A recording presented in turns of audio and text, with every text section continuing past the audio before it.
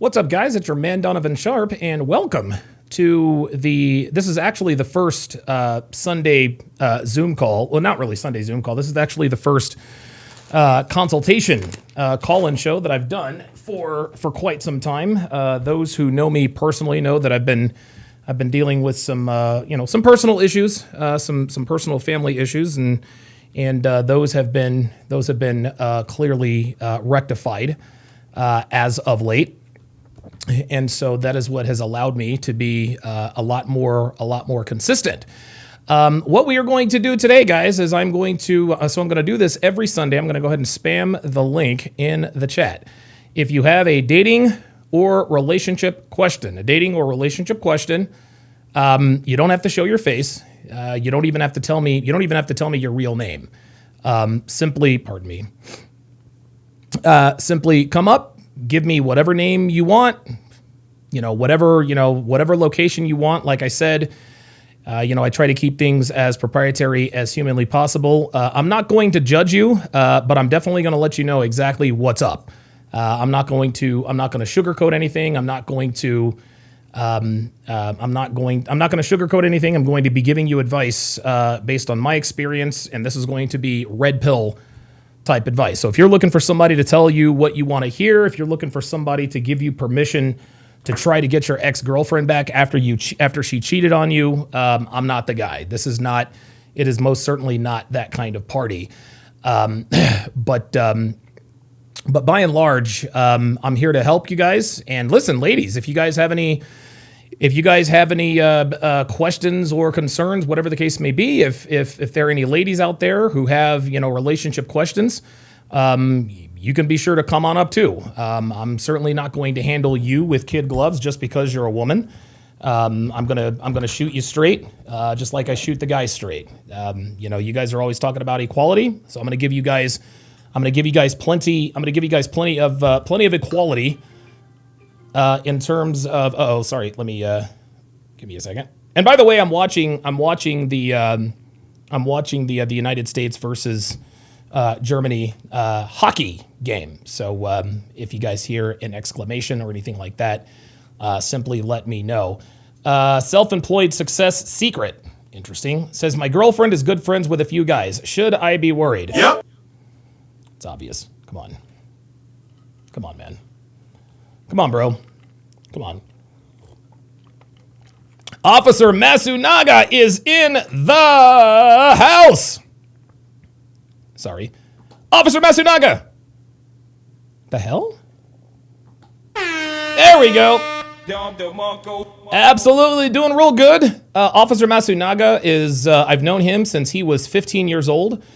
And easily one of the most cerebrally intelligent, like rawly intelligent people I've ever met. I was good friends with his mother back when I was 13, 14 years old. And all these years later, they now live in Reno. And so I'm good friends. I'm good friends with Officer Masunaga, one of my good friends. Dude, we need to hang out, man. We need to hang out again, brother. We need to hang out, man, because you're definitely of age now. You're over 21. We can go out, get a few drinks, et cetera, et cetera. So doing real well. In the meantime, while I'm waiting for you guys to pull up, what I'm going to do is we're going to watch a couple of my previous consultations. Of course, I will obviously be reacting to this, but a lot can be gleaned from these past consultations. Again, guys. Again, if you have any sort of relationship questions, the pull-up link is pinned at I'm sorry about that. The pull-up link is pinned at the top of the chat. Again, you don't have to show your face. You don't have to give your name, et cetera, et cetera. You can do what it is that you want to do. Derek the Trader with the $350 super chat. I'm just doing some crack mathematics here. He says, do you think we will ever reach a, quote, tipping point where toxic feminism is simply unsustainable and has messed up so many lives that we have a reversal/movement towards more traditional values? What else has to happen for people to finally see that feminism simply does not work? Well, if obviously Derek the Trader is obviously red pilled aware. And, we get this a lot, man. What's it going to take for people, particularly women, to see that feminism doesn't work? It's already started. That's why I exist. That's why guys like Myron Gaines, Andrew Tate, Justin Waller, Sterling Cooper, MLD, Rolla Tomasi. That's why those guys exist. We know that feminism doesn't work. Of course, we are consistently suppressed in the algorithm so that this message doesn't get out. But one thing I will tell you, Tariq, is that these Gen Z boys Gen Z men are extremely, extremely red pill aware. They really, really are. It starts with them. It's going to take a lot more than just Gen Z guys figuring out that hashtag bitches ain't shit. But it appears that we could be on the right track, what with Gen Z. Millennials are the biggest simps of all. Like, there's just no question about it. I'm sorry if you're a millennial. Yeah, look, I'm sorry. It is what it is. It is what it is. Listen, we got a lot of Gen Xers who were simps, and I used to be a simp myself. I used to be a simp myself. Officer Matsunaga, he can tell you. Officer Matsunaga knew me when I had literally nothing but the literally nothing but the clothes on my back. I want you guys to know about Officer Matsunaga. This dude knew me when I was Eddie Hopkins, guys. He's known me since I went by Eddie Hopkins. Okay, he remembers me sitting there writing Return of King's articles. So listen, the man knows me well. The man knows me very well. He knew me before I had all the success and money and all this other kind of stuff. But the point is, and I'll get to you in just a second here, Jay Blaze. The point is that listen, Gen Z, they seem to be the most red pill aware. Millennials are blue pill as fuck. Gen Xers, I think, were probably a mix of purple pill. I'm a late Gen Xer, so I was alive during the time when masculinity wasn't outlawed. It was still on TV, et cetera, et cetera. But I also bought into the feminist nonsense that ultimately led me to, yes, Officer Matsunaga says literally. He was there, guys. He was there. Listen, remember the story that I told you about Amy? Right? I might actually play that I might actually play that cartoon story just so you guys know. Me landing in Las Vegas, eventually ending up in Reno. Officer Matsunaga was absolutely there. He was 1,000% there. By the way, my favorite of all the Marvel movies is Captain America: The Winter Soldier. I went to see that with Officer Matsunaga. So I'm very, very, very, very, very, very happy that he's doing here. You're working a couple of jobs right now. Okay. Wow. Okay. So and his name is Noah. We'll just call him Noah. So Noah is definitely on his grind and on his hustle. Let me go ahead and bring up Jay Blaze here. Blaze, what's going on, brother? How you doing, man? Hey, what's up? Yeah, basically Gen X is a bunch of stray cats that were just kicked out of the house for for the entire day, and they just came back. And as long as you weren't dead or maimed, they're just like, yeah, that's fine. But boomers keep throwing hand grenades behind them and just wrecking everything. And Gen Z is the only shot. But have you seen what's happened with the British government? Dude, they have anti-misogyny campaigns. I think they're going to be the most we are done with this system. Like the British guys, the British Gen Z guys. Yeah, because and what you're referring to, what kind of laws are on the book? Like the anti-catcalling laws, whatever. Yeah. Well, they co-opted that show that was on Netflix with the Adolescents.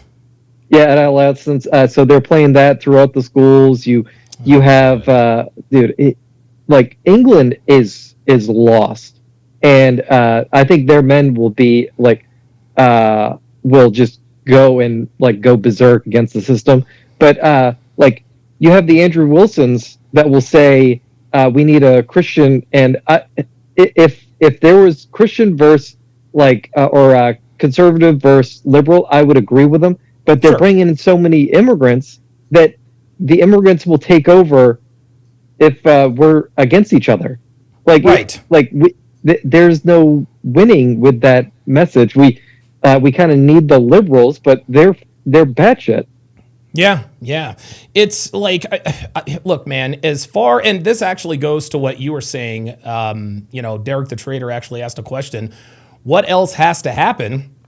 Yeah. What else has to happen? And, I mean, it's like we take 2 steps forward, and 5 steps back. And obviously when Trump got elected, Donald Trump, if you can remember, man, he made a lot of promises about shadow banning and censorship and all that. Now I'm being pushed up a little bit in the algorithm. Fresh and Fit seems to be getting a little bit of footing. Pearl just got remonetized, et cetera, et cetera. But it's almost like, okay, we see your message and we raise you more quote unquote anti-misogyny laws. What are your thoughts on that? Part of the reason I think they're doing this, you have you guys who are doing the good things, but you have Candace Owens who's going absolutely conspiracy, like complete crazy person.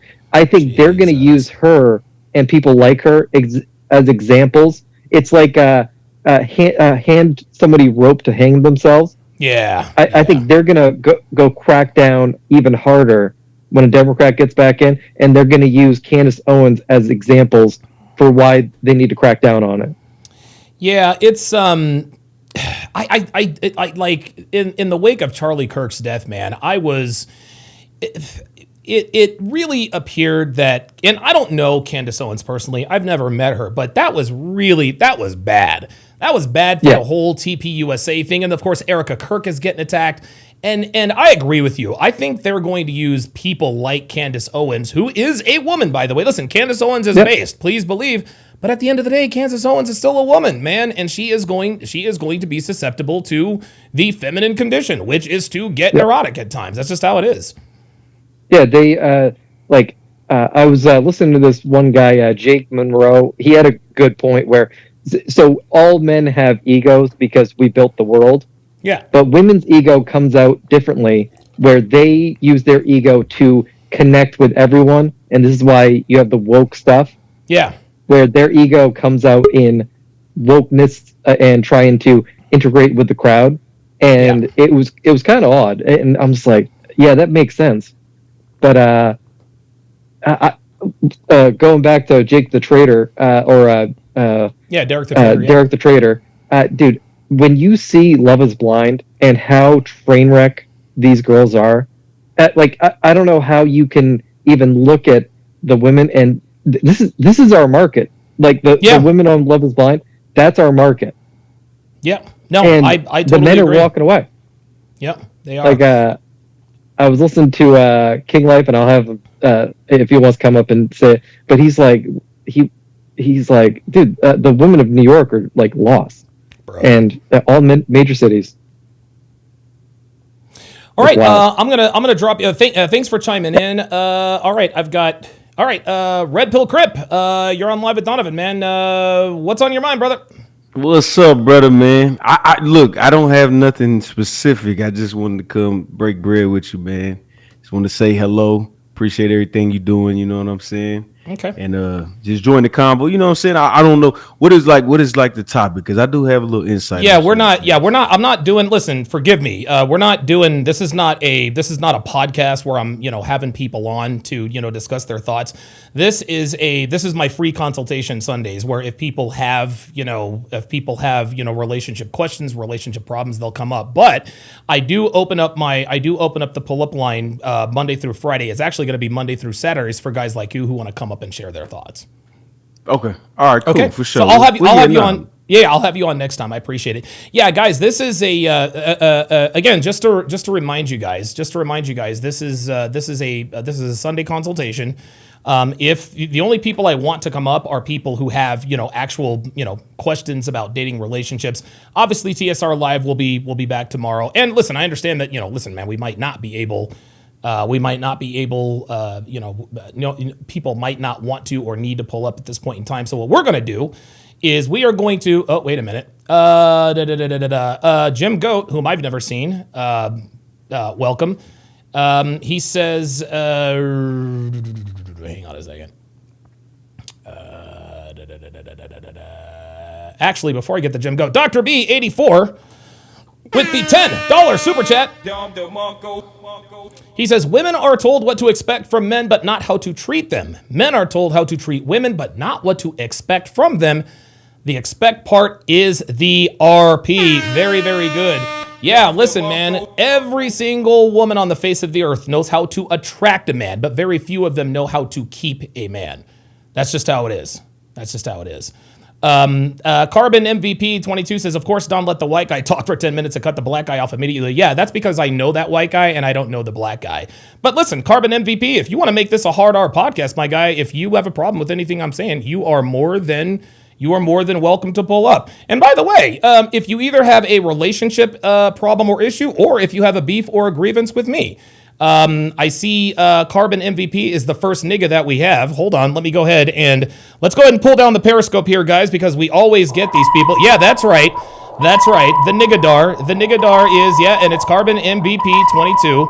We got niggas in the chat, as we always do. And when I say we got niggas in the chat, that means we have black people who simply don't like me because of the way I talk. Join the club, bro. Get in line. But I know you're not going to pull up because, well, you niggas are cowards. You people are always cowards. I'm sorry, you monkeys are cowards. And that's right. I called you a monkey, a zoo animal. Make sure you take a bath today. Talk to your zookeeper, Carbon MVP 22.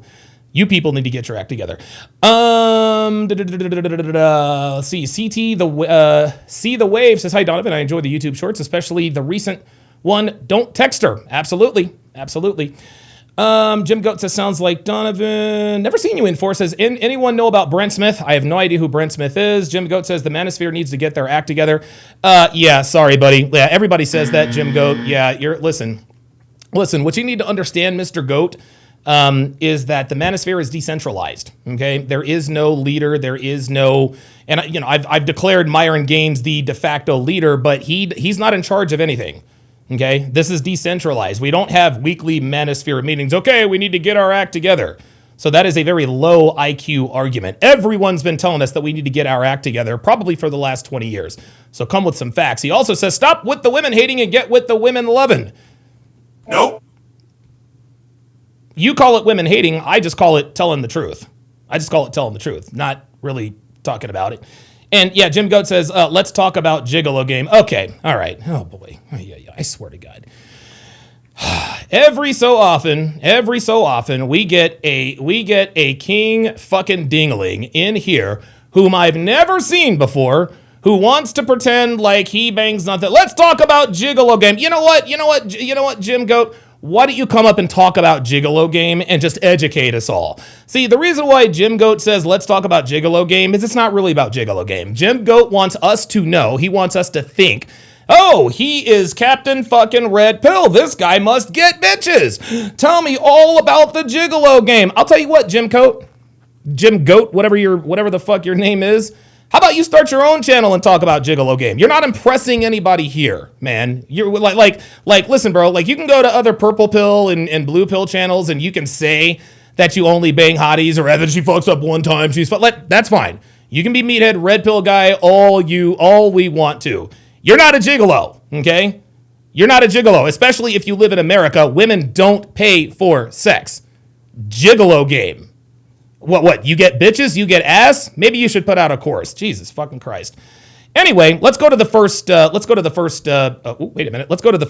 consultation review, and we will go from there. And away we go. How you doing, man? What's on your mind? Where are you calling from today? What's going on, Donovan, man? I'm actually on the road right now. I'm heading to work, but I'm from New Orleans, Louisiana. Okay. Oops. Okay. I wanted to say thank you for your time.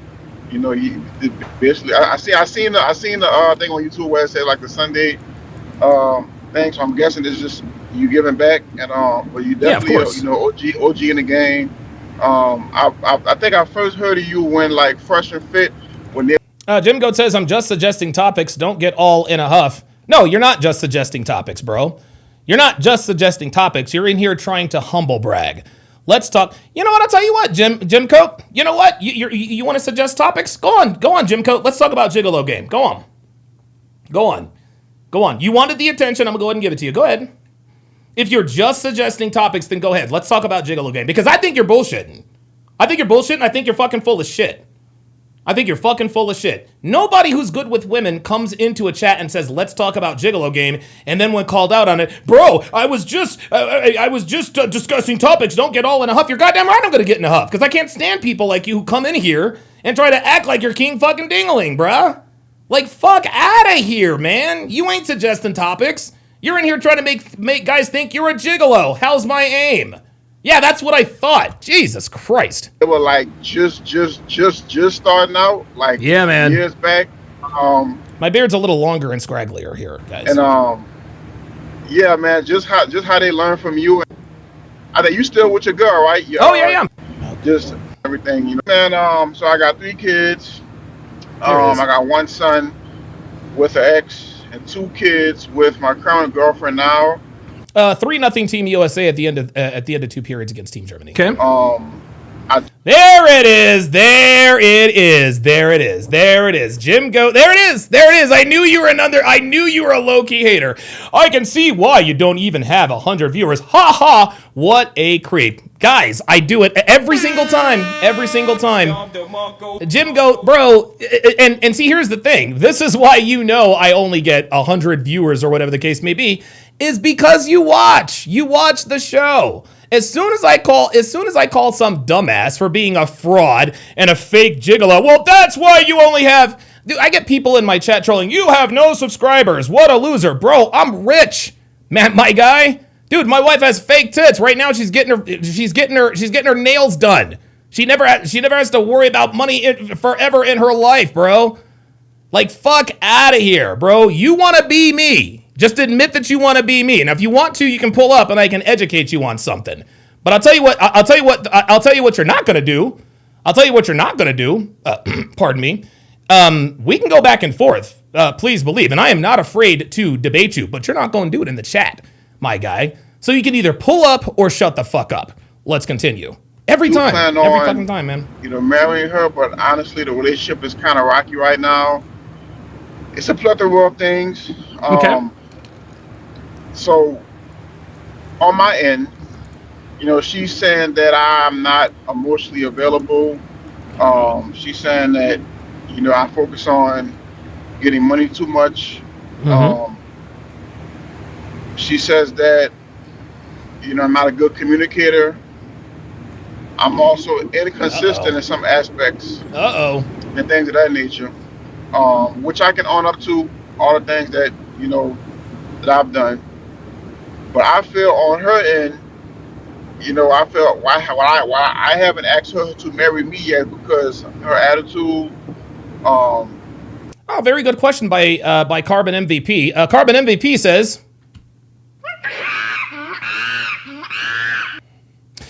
number one, there are actually several black families that live in my neighborhood. Number one. Number two, the reason why I'm tripping is to keep black people away from you people, right? My job is to keep black people away from you people. But, listen, just like you said, I live far, far away. Why am I tripping? Why are you tripping? Like, you live far away from me, right? See, here's the thing, guys. When it comes to niggas, especially on Rumble, they like to talk. They come with the same arguments. Pardon me. They come with the same arguments, and it's always never original. But they want everyone to think that no, bro, like, you're pressed. You're in here watching me. Okay? And a lot of people say, well, what's the point of doing this? The reason why I talk about niggas is because I want to. It's my God-given First Amendment right to talk about you animals. And if you have a problem with it, you can go fuck yourself, my guy. I mean, like, you don't have to be here. I don't know what else to tell you, bro. Her not fully letting go of her past. Uh-oh. So I remember, basically she had like a situation to where, how girls say, when they single, they have like situationships with guys, but really, for watching Y'all and Fresh, it really was like she wanted a relationship. All right, no, I'll talk to you soon, bro. Relationship with him, but he was just using her for sex, and basically that's kind of how the relationship was. Mm-hmm. So they wind up taking a break for a while, and then I wind up meeting her. Then I met her, and then 3 to 4 months into meeting her, I got her pregnant. and then we moved in together, and we basically tried to, we basically attempted to start a family, things like that. But I've noticed all throughout, like the first 2 or 3 years of us being together, um, and I've told her plenty of times, hey, you need to block this dude, take him out of your phone, stop contacting him, don't allow him to This contact dude you. or these dudes? Say it again. This dude or these dudes? Oh, this dude is just one. It's just one. Tell me about Yeah, him. Tell me about all him. right. So the guy's name, for the sake of us being on YouTube, Yeah, you don't have to give me his name. Let's just call him. Let's just call him Steve. Let's just call him Steve. Steve. Yeah, Steve. Yeah. So Steve. So he's basically like, this. So I actually called the guy, Donovan, because it was really fucking with me because she told me when she was with them, they were doing like they had like threesomes together, and Oh boy. they was doing all kind of fun stuff, um, and then she always said he's just a friend, but He's just a friend. for me just being a curious guy and wanting to dig deep in her past because I know how important a woman's past is. Yeah. I figured out, okay, well she's saying he's a friend, but they basically was fucking like they was together. They was going out on dates. He was paying for stuff and things like that. And I found out while she was with me, he was like sending her money. Yep. And I found out through her bank statements, and when my youngest son was sick, I looked at her iPad because she left her iPad there so he could play the game. Because our children like to watch cartoons and shit. So Sure. I looked in the iPad and I looked at her email and I searched up his name. And his email popped up with how when you send money to somebody through PayPal or whatever, it or pops Cash App, up. yeah. So his name popped up. I'm like, what the fuck? And I looked at the date, and it was like a few months ago. Oh boy. And I'm like, what the? I'm like, so I just go crazy, I confront her about it. We start arguing. And around this time, this had to be last year in like December, November. Okay. So I go crazy and I address Dasher's coming up next. her about it, and we get into a huge argument about it. I get upset and I tell her, if you can't stop contacting this dude, you need to get your shit. You need to get out. I don't want to do none of this no more. I'm not gonna be that guy. Let's go. Be with a woman when she can't get over. Excuse me, can I cuss on here? I'm sorry. Yeah, go ahead. You got it. Oh yeah. I'm not gonna be that guy, that could keep a woman that can't get over a nigga who she don't have no baby with, who she was just fucking. I'm not gonna be that guy. Right. And did she ever stop? Oscar, you there? And we got 2 kids together, but I told him I'm gonna throw all this shit away if you refuse to stop contacting money from me. So Okay. she told me that she did. So since then I haven't. So periodically, as far as today, I travel for work, right? I just recently started traveling for work. I'm a pipe fitter. I work in a union, right? Oh wow. So you have a good job. So right now, damn, your audio kind of fucked up. Wait. You're okay. I can hear you. Okay. Yeah. So I'm in a union, right? And I'm in the union. I'm a pipe fitter, and can you still hear me? Yeah, I got you. I can still hear you. Okay. Yes, I'm in the union. I'm a pipe fitter, and and I travel for work. So periodically, when I'm coming home from work, I'm usually gone like 3 to 4 to 6 weeks, and I come home, for a couple weeks or a month. I kind of just work whenever I want to, but so I came home last time and I checked the phone, I checked the bank statements. I didn't see that he sent anything, but I did check in her contacts that, and I know for a fact, Donovan, I know for an absolute fact, through all this shit that we've been through, I made sure, because I know his number, I know who the guy is, I made sure that his number was out of her phone. Okay. But when I got back home and I went through her contacts, this nigga number was back in her phone. There you go. So, There you so go, I'm man. like, why is this dude like? What's going on, bro? Like, why is this? Why are you keep trying to save this dude? Like, why you keep trying to keep this dude around, man?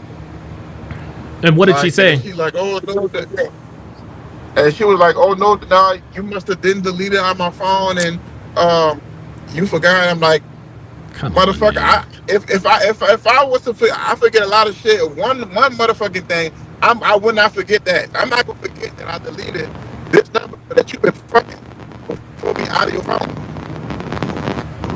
I'm not going. And then she had the nerve to save his name under the letter A. His name's over A. But a second, Oscar. Your audio. and I was, and then she was saying, you know, I'm not worrying about that and all this and all that, and I'm gonna get the talking here, guys. Don't worry about it. Decided to drop it. But I honestly, my antennas are still up, and this is part of the reason why I feel like I can't really fully Trust her. commit to her as far as like a marriage. Even though Right. we together, we have kids, stuff like that. You know, there's been conversations where she's asked me, you know, what are we doing and stuff like that. Oh my God. Aside from, you know, her attitude, you know, can you hear me? Yeah, I got you. Yeah. Aside from attitude, and then, you know, I mean, we have sex. We don't have sex as much as I would like, and things like that. So it's kind of seemed like we're kind of getting distant, and she's kind of in the process of like, I guess, checking out, but she's not like all the way checked out, like to where she's like disrespecting me. You want to know what's in a way happening? where we're like, Do you want to know what's happening? or like what she right? Do you want Yeah. to know what's happening? What's happening is she is pursuing a relationship with this other dude. And the reason why she's not being super disrespectful to you is because she has not completed the branch swing yet.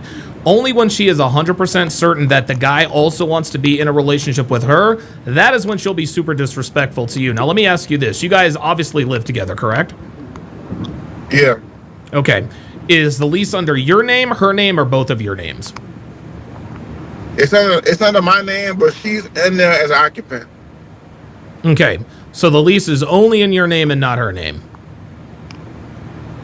It's kind of in both of our names, but like I hold more of a stake in the lease, if that makes sense. Like, you know how No, that makes sense. That makes sense. Who makes more, you or her? Yeah, because the way I got it from using my income. So I mean, my name is Yeah. on it, and they use my income to Gotcha. verify it. But Okay, yeah. I got But you. her name is on it. We like they need her signature whenever we renew, basically. Okay, all right. So it's more or less in both of your names for the most part. Yeah. Does she have family in the area? Yeah. So her auntie lives literally like around the corner from us, about 5 minutes. Because we drop our kids off to her auntie because she works as a dental assistant, and obviously she works there as a dental assistant. Okay. And then you know, we use her auntie, and then her grandparents live like, you know, 45 minutes away from us, or away from us, and then we bring the kids by that too. And then her mom lives, you know, in a close range, so we pretty much are in close contact with her family, her side. Okay. What about your family? How close is your family? So my family is kind of different. So a few years ago, my dad passed away. Oh, I'm sorry to hear that, man. Yeah, it's all right. My mom, my dad. Yeah, Carbon MVP 22 says, bro, you're going to have to learn to speak English, man. I don't speak nigga. It's been together, you know, all my life. Good. But my family is kind of messy, I would say, by Okay. being mostly women. And not to say that women are messy, but just the type of women that my family are is just Women that, are messy. you know, even when I was in my past relationship, a lot of, you know, crazy stuff was going on, like, you know, them not being positive in a relationship, you know, them Yeah. just flipping to being on my side versus my ex-girlfriend's side. And now since I got her, So a lot of them don't like her, my girlfriend now. I got into an altercation with my big sister over my son because of my ex.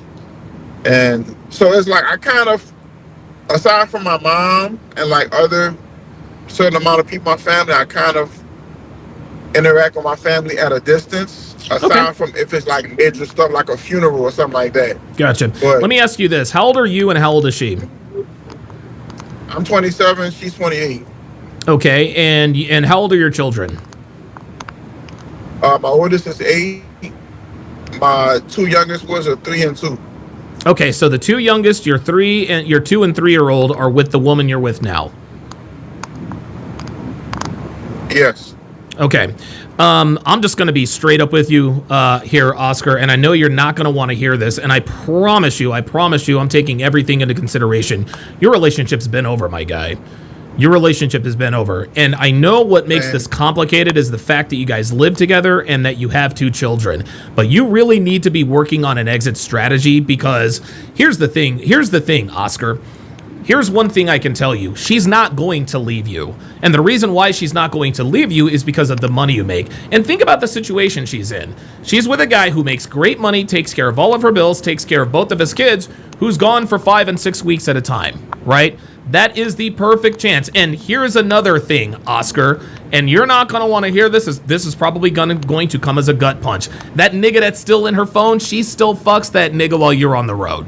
Okay, let's just keep it a stack. She fucks this nigga while you're on the road. That's why whenever you come home, his name is still in the phone.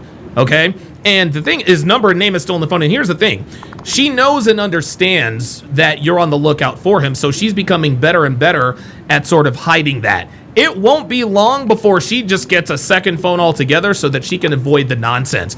But if I had to put money on it, my friend, she is cheating on you with this guy that she cannot get over. But the only reason why she's not leaving you for him is because he probably doesn't make as much as you do. You are the beta bucks, he is the alpha fucks. So she's not going to leave you, but she's going to stay with you and continue to fuck this guy. Now, here's the question. What are you going to do about it?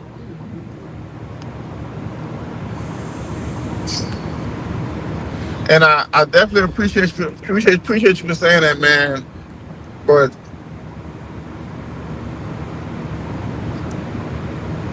I mean, I've literally talked to her about it. She's from. I mean.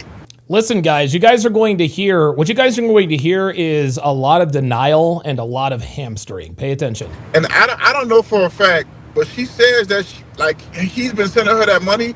They've never met up. They've never met up. She hasn't had sex with him or anything. I understand. Do you believe her? 50%. Yeah, if it's 50, bro. If it's less than 100, if it's less than 100%, listen. You don't trust this woman, okay? You don't. That's why you keep going through her phone. Is because you don't trust her. You know. Listen.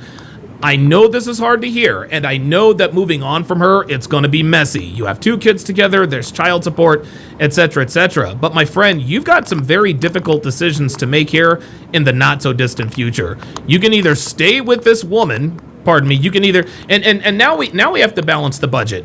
Do you think it would be less, honestly, I think it would be less expensive for you to just live apart from her and pay child support than be living with her, because I can promise you. Does she have it? You said she works as a dental assistant, right?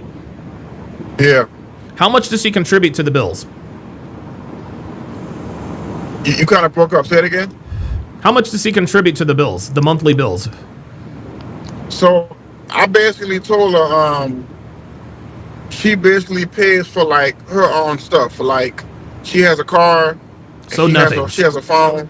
Right. So she pays all of. So she pay. No, hold on. So she pays all of her bills, but you pay all of y'all's bills. Does that sound right?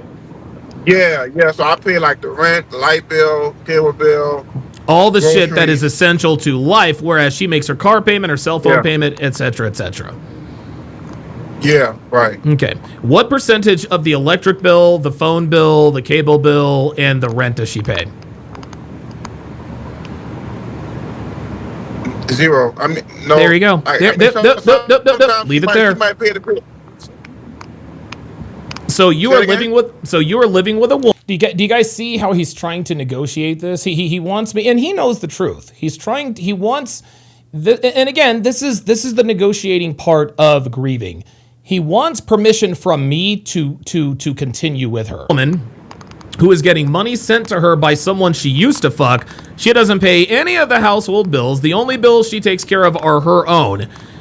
The reason why I asked you if she has family around is because that's who she is going to have to lean on.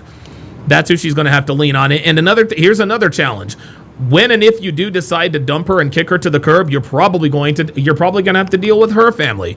Why did you dump her? Blah, blah, blah, blah, blah. They're not there, so they don't know.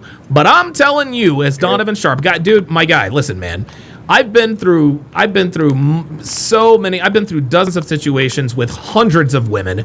I've heard thousands of stories. There is no way your woman is not cheating on you. There's just no way. If you're gone for 6-7 weeks at a time, she probably has your locations too, man.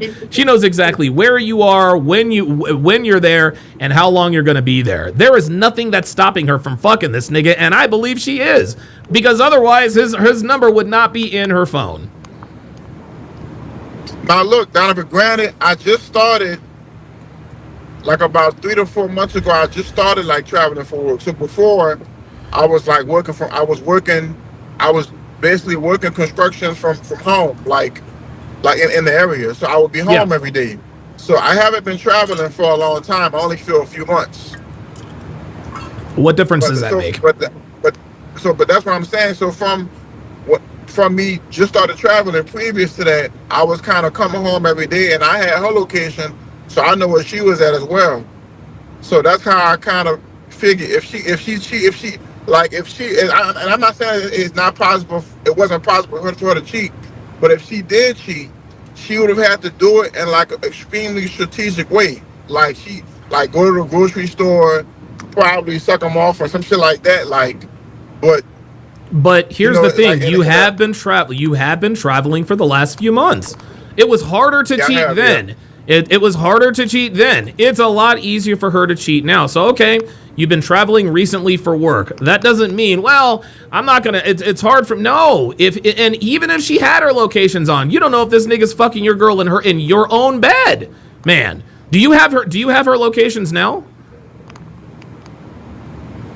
Nah, man, I just told her to tell her location, but she not doing it. But she's not doing it. There you go. So you're traveling for work. There's a nigga in her phone. She's not going to erase.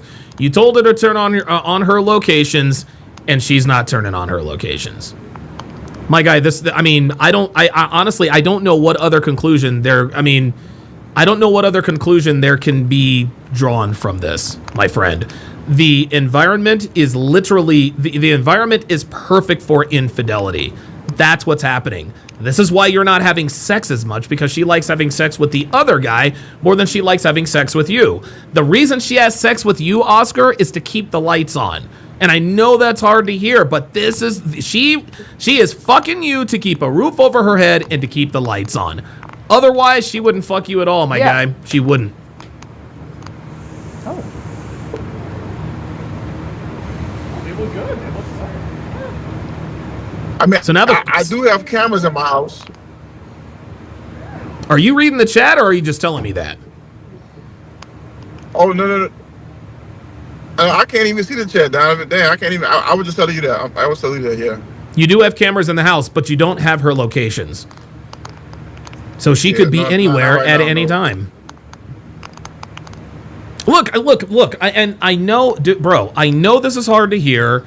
And I know you probably love this woman. I know you probably do. But I'm telling you right now, if you you're already inextricably tied to her for the next, for the next 15 and 16 years. You got a 3-year-old and a 2-year-old. Fiscally speaking, it is going to be far more expensive to live with her than to live without her. What you need to do is you need to go and hire listen, you make good money. Go and hire a lawyer. Look, we're not legally married, but we got a couple of kids. What are my options? You need to move out, Oscar. That's what you need to do. You need to move out. And I'm not saying abandon your kids, blah, blah, blah, blah, blah, but as the mother of her, and you're not, and again, you travel for work, so there's no way you can get full custody. So now you have a decision to make. You have a very important decision to make. Knowing what we know now, why on God's green earth would you continue to live with this woman? And I want you to answer that question truthfully. What advantages are there to living with this woman?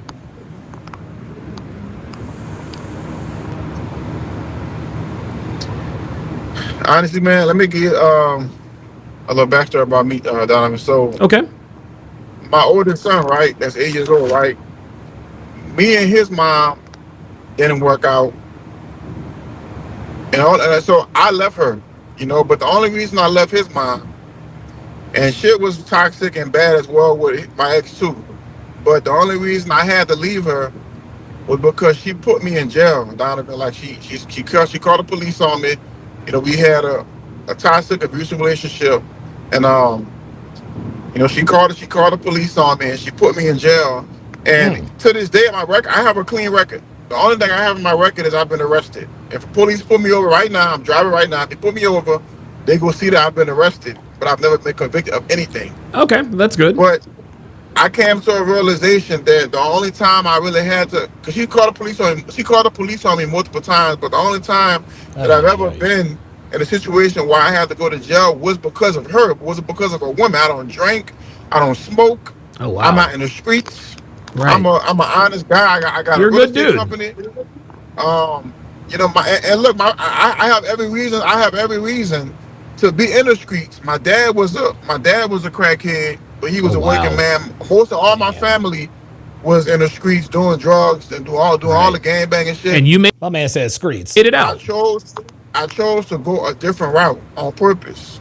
So, but when I come to a realization, okay, if I'm not doing all of this, but I still wind up in jail because of a woman, I got to get the fuck away from this woman then, because this is not me. So, and you made the right choice.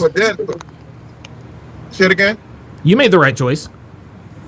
Yeah, but then even though I felt I did make the right choice, and I still feel that way. The side effect is, it hurts my son because Yeah, man. people don't talk about this, Donna. People don't talk about this. People always talk about leave. Yeah, right. But there are implications. Like you have 2 children with this woman. You know what I mean? Like it's not that simple. Right.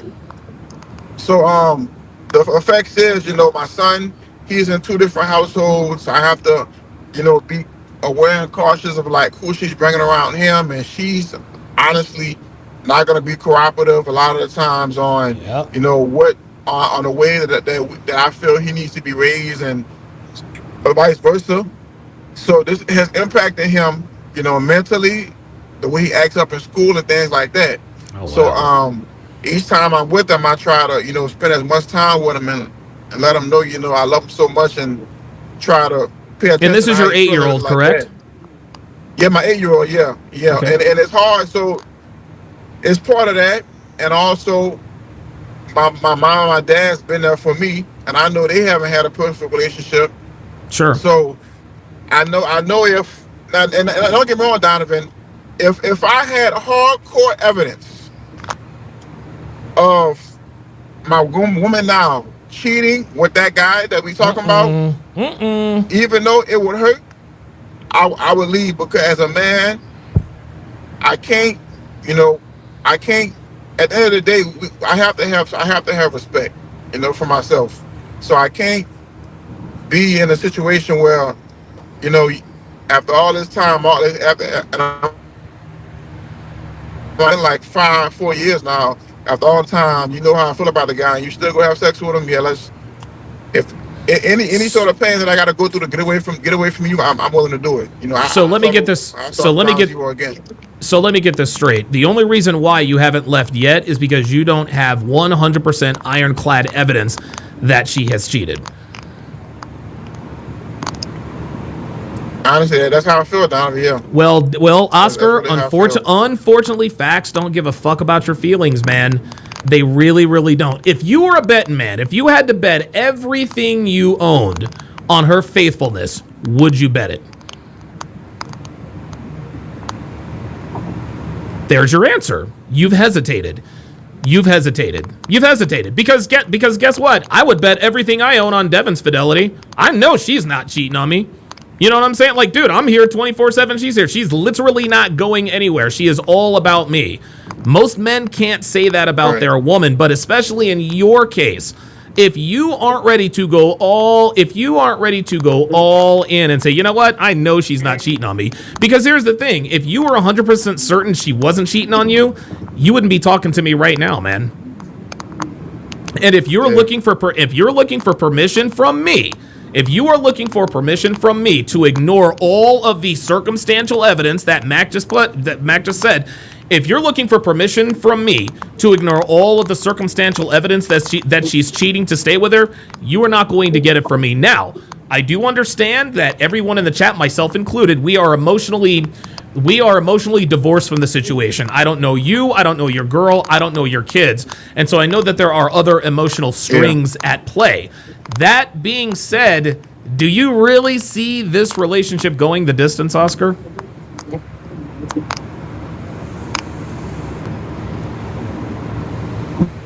I know it may sound crazy, but I do only under the pretense. Stop the cap. Of, her attitude changing. Do you think that's going to happen, Oscar? Hold on. Let's slow down here. Oh. Do you think her attitude is going to change? All right.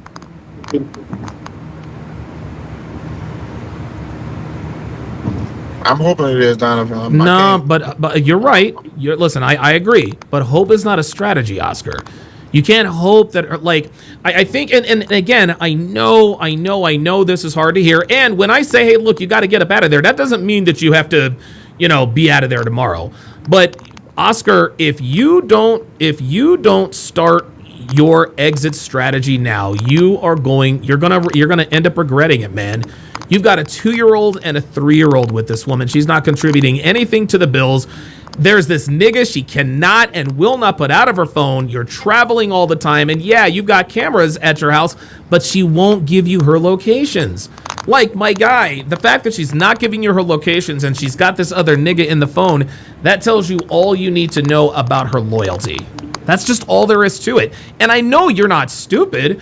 And I think the reason why you're hesitant to sort of admit this to yourself is because separating yourself from her, that's going to be a heavy lift, man. Like, dude, you've got child support to think about. Where is she going to live? Where am I going to live? Are we going to get movers to come? Like this is going to be it changes our lives drastically. Yeah, it changes a lot drastically.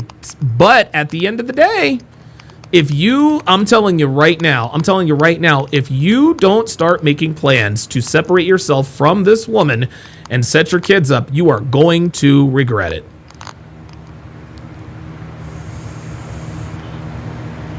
So you're saying there's no hope? So you're saying there's absolutely no chance?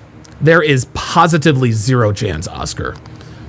There is positively zero chance. And again, as a man, Oscar, you have to live your life based on probabilities, not possibilities. Is it possible that her attitude changes? Absolutely. Is it possible that that eventually this other dude that she has in her phone won't be in her phone? Absolutely. But it's not probable. How long have you been with this girl? 5 years? About 4 or 5 years, yeah. 4 or 5 years, man, and shit hasn't changed. You've put 2 babies in this bitch. This nigga keeps sending her money. You think he's sending her money for free? You think he's sending her money out of the kindness of his heart? That's what like, why would a guy send a woman money? Because he's fucking her, Oscar. That's why. He is sending your woman money because he is fucking her. That's why. Because niggas like him don't send money to bitches out of the kindness of their heart. It just doesn't work that way. She is cheating on you, Oscar. She is. She is 246% cheating on you. And I know it's hard for you to admit this to yourself. But in order for you to move on, you got to start being honest with yourself. There is way too much evidence. There is more evidence to suggest that she is cheating than to suggest that she's not. Not one thing about this situation tells me she's not cheating. Not one. You travel. She's got him in her phone, and she doesn't have her locations on. You keep telling her, turn on your location, she's not doing it. Whatever reason she gives you is immaterial. The reason this man is sending your woman money is because he is fucking her. And you got to understand, here's something else too, Oscar. She's not going to leave you, okay? She's not going to let you off the hook by breaking up with you, okay? And this is the difference between men and women. We got to do what's hard, okay? Men, we got to do what's hard. If you're expecting her to do the hard thing and just come to be like, you know what, Oscar? You know, I've been fucking this other dude and he's been sending money. It's time for me to go. Oscar, I'm telling you right now, that's not going to happen in the next 120 million lifetimes because this is just not how women operate. They don't operate that way. She is not going to let you off the hook. And as a man, what you got to understand is that the hardest thing to do is often synonymous with the right thing to do. You stay with this woman, she's going to make your life a living hell. Every time you come home, you're going to be checking her phone. You're going to see his name in there. You're going to get into an argument about it. You guys are going to have sex. She'll give you starfish sex. And you're back on the road again. And now she's back fucking this nigga. This is not the way to live, Oscar. And I think you know that.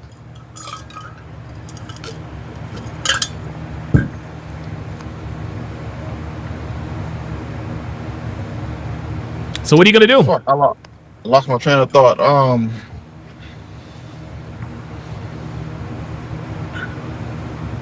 Oh yeah, but she's been telling me recently that she wants to leave.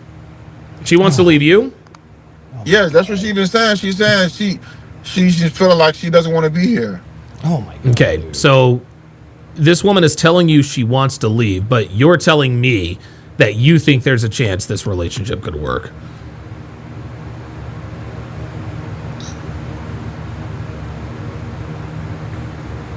I mean, dude, and here's the thing. Women are never direct. Ever direct. But if a woman is direct with you and tells you, yeah, I want to leave, you know what you should do, Oscar? You should believe her. If she wants to leave, call up her auntie, call her mom, call her grandma, and be like, yo, she wants to leave, she's all yours.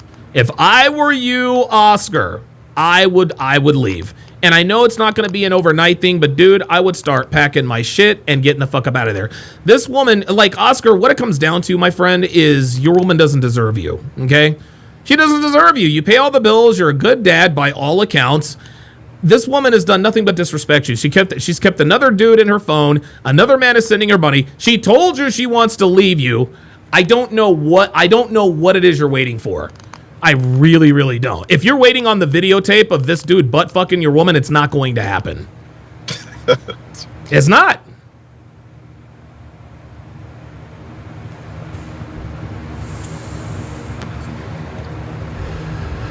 So what are you going to do about it? But it's like this generation, you don't see any like real families anymore. It's like I don't want to be one. It hurts to be one of that, Donald. That's what I'm saying. Like, yeah, you're making excuses. You're making excuses at this point because what I'm advising you to do, and let's not beat around the bush. I'm not gonna sugarcoat it. What I'm telling you to do is extremely difficult. Like, you have a life with this woman. You guys live together. You have kids. You probably have a storage unit with some of your stuff in it. I mean, your lives are inextricably tied to one another. And the fact that you guys have 2 children together, that makes it infinitely tougher to break up. So if you want to stay with her out of convenience, then just say that. Listen, I'm not going to agree with it, but I will understand. Like, I get it. But by the same token, you're not going to convince me that you're convinced that this relationship has a chance to work. And you can tell me, well, I'm trying to break the generational curse and I don't want to be another father. No, that's a bunch of bullshit at this point. And I get it. What I'm telling you to do is extremely, extremely hard. But you're still a relatively young guy, man. You know what I'm saying? You're 27 years old. You have your whole life ahead of you. And what's going to end up happening is if you stay with this woman is going to ruin your life, man. She's going to ruin your life. You really, really, really, really, really need to start an exit strategy.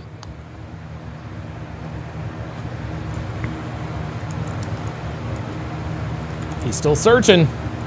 But shouldn't I make that decision? Shouldn't you make what decision? Shouldn't I make the decision to leave when I know that I'm ready to leave. Well, when do you think you'll be ready to leave? From what I told you, if I catch her cheating or You're not going to catch her, Oscar. You're never going to catch her cheating. Dude, I've been cheated on more times than I realize. Dude, I'm serious. I am so fortunate. Dude, I hear horror stories, Oscar. I walked in on my wife you think I'm crazy now? I've been cheated on more times than I probably realize. I've never caught her cheating ever. Okay? Right now you are making an excuse. You're making excuses at this point in time to not leave because it's the hard thing to do. But if you are waiting for ironclad proof that she's cheating, it's not going to happen. I could get a detective. I could hire a detective. Why would you do that? I'm saying if I really got it in my gut, okay, I feel like she's doing something. I could literally spend thousands on a detective to follow her around, take photographs, pictures, and videos all throughout her day for weeks, months at a time to really see. Yeah, Oscar, look, this is the evidence. You know, she's been fucking on this guy, whatever. You know, thank you for your services, but this is what we did. This is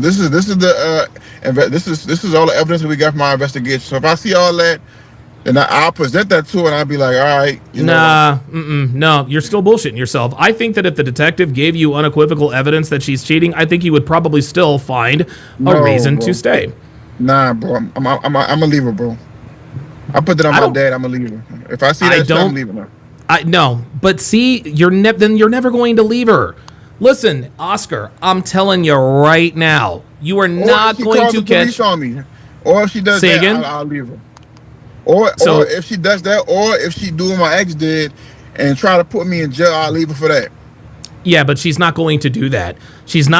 Because she's never called the cops. You've never given her a reason to call the cops. You keep waiting for the smoking gun. Oops. And I'm telling you right now, you don't need hard evidence. You know in your gut something's going on.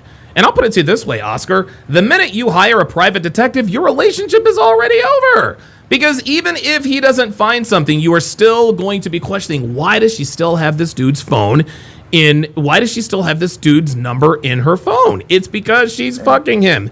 Listen, man, you don't think girls know how to give private investigators the slip?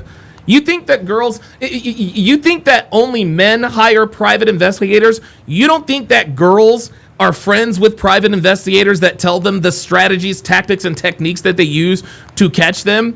And just like you said, they could be dude. Let me just regale you with a couple of stories here. I remember I was fucking this one married chick, right? Her name was Sabrina, and this is the way she got away with cheating. What she would do is she would get her best friend's name was Erica. Listen up, guys. Her and Erica went to like a Starbucks and they took a selfie in front of the Starbucks, right? What she would then do is she would come and see me on a Saturday. On the Saturday she would come and see me. She would wear the same outfit. She would wear the same outfit that she was wearing in the Starbucks selfie. Her friend Erica will come to pick her up at her house wearing the same outfit. Her friend Erica was helping. So guess what? While she's sucking my dick, and guess what? And here's the thing. Her husband followed the both of them on Facebook.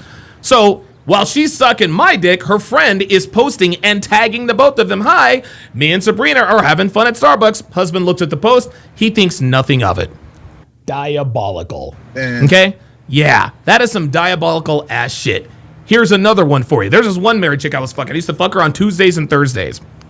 Okay? And the way she did it, and again, she used her friend helped her cheat. What she would do is she'd go about her day like she's going to work. What she would do is she would go to work, right?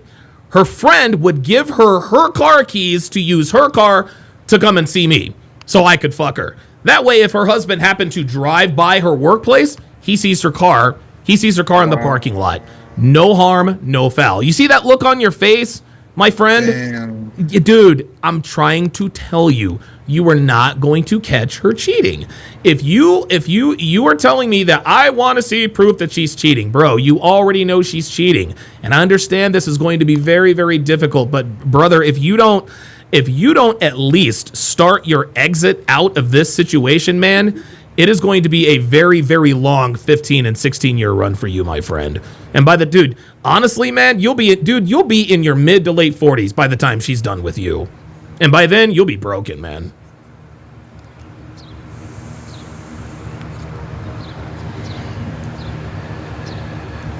I know this is hard to hear, but this is what has to be done, my guy.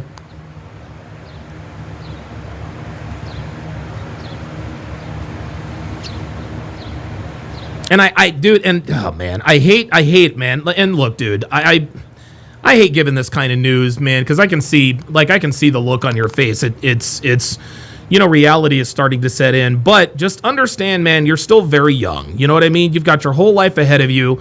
You clearly make great money. You travel for work. A lot of men would love that. But think of it this way. Just picture two lives. The life you have now, you're out on the road, you're checking your phone, where is she, what is she doing, blah, blah, blah, blah, blah. Or you're out on the road, you're paying child support, she lives with her mom or her auntie or whatever, and you're not having to worry about that. Instead, maybe you've got a Tinder date in the next town you're over on. Which life would you rather leave? A life where you're worried about where she is, who she's with, and what she's doing with that person, or a life where you're not really worried about it? And remember, Oscar, she told you she wants to leave, my guy. She's telling you, it's like and at this point, she might actually start becoming frustrated with you because she's like, okay, wait a minute. I've got this nigga's number in my phone. I told him I want to leave. I'm disrespecting him. I'm not giving him my locations. Why the fuck won't this dude squeeze the trigger and get the fuck up out of here? I believe, Oscar, she is trying to make you leave her. Do her a favor and leave this woman. This is your only play here. And I know it's not going to be an overnight thing, okay? But at some point, you've got to do what's best for you. You really, really do. I know you've got your son and your kids and all that good stuff. Listen, my guy, there are some things that you're not going to get out of this scot-free, okay? You're not going to get out of this with no collateral damage. Yes, your 3 and your 2-year-old, they are going to be negatively affected by this. Yes, your 8-year-old is going to continue to be negatively affected by this. But guess what? Whether you stay with her or not, they are going to be negatively affected one way or the other. So if they're going to be negatively affected, at least preserve your happiness and your sanity so that you can be there to pick up the pieces when they're older. Because if you stay with her and things continue to deteriorate at this rate, everybody's going to be broken and you're not going to be in position to help anyone, not even your kids. I'm telling you, Oscar, she's not going to leave you. She told you she wants to leave you, but she's not going to. You're going to have to be the one to do the hard thing because you're the man in the relationship. Well, you broke up our last part. You said I'm gonna have to be able to do the hard thing because I'm what? Because you're the man, and men do the hard thing. Women don't do what's hard. Women don't do what's hard, man. What about all these damn divorce rates? What's that got to do with you? What's that got to do with you? You guys aren't even married, so what's the big deal? I'm saying you saying like women don't be initiating divorces and leaving their husband. They do it every day. No, I said that women do. I've never, ever said that women don't initiate divorces. I've said countless times on this show that women end better than 9 out of 10 relationships, whether they're officially, legally, or not. Dude, women leave men all the goddamn time. I don't know where you heard that from, but it was not here. It was not here. But again, I don't know what... Why are you saying she not going to she wouldn't leave me? Because you support her financially. You pay the rent, don't you? You pay the cable bill, don't you? That's why she's not going anywhere. Think about this. She's in the perfect situation. She has a man who travels for work, who makes good money, who takes care of all of the essential bills, who's gone for 6 weeks at a time. Why in the world, why would she leave you? Why would she do that? She's in the perfect situation. She's got a I guess a boyfriend and a side nigga, and all of her bills are paid. All she's got to worry about is her car note and her her phone bill. I wouldn't leave either. Shit, you kidding me? I mean, I'm just keeping it real. I wouldn't leave neither, man. Shit, it's a good ass situation this chick is in, man.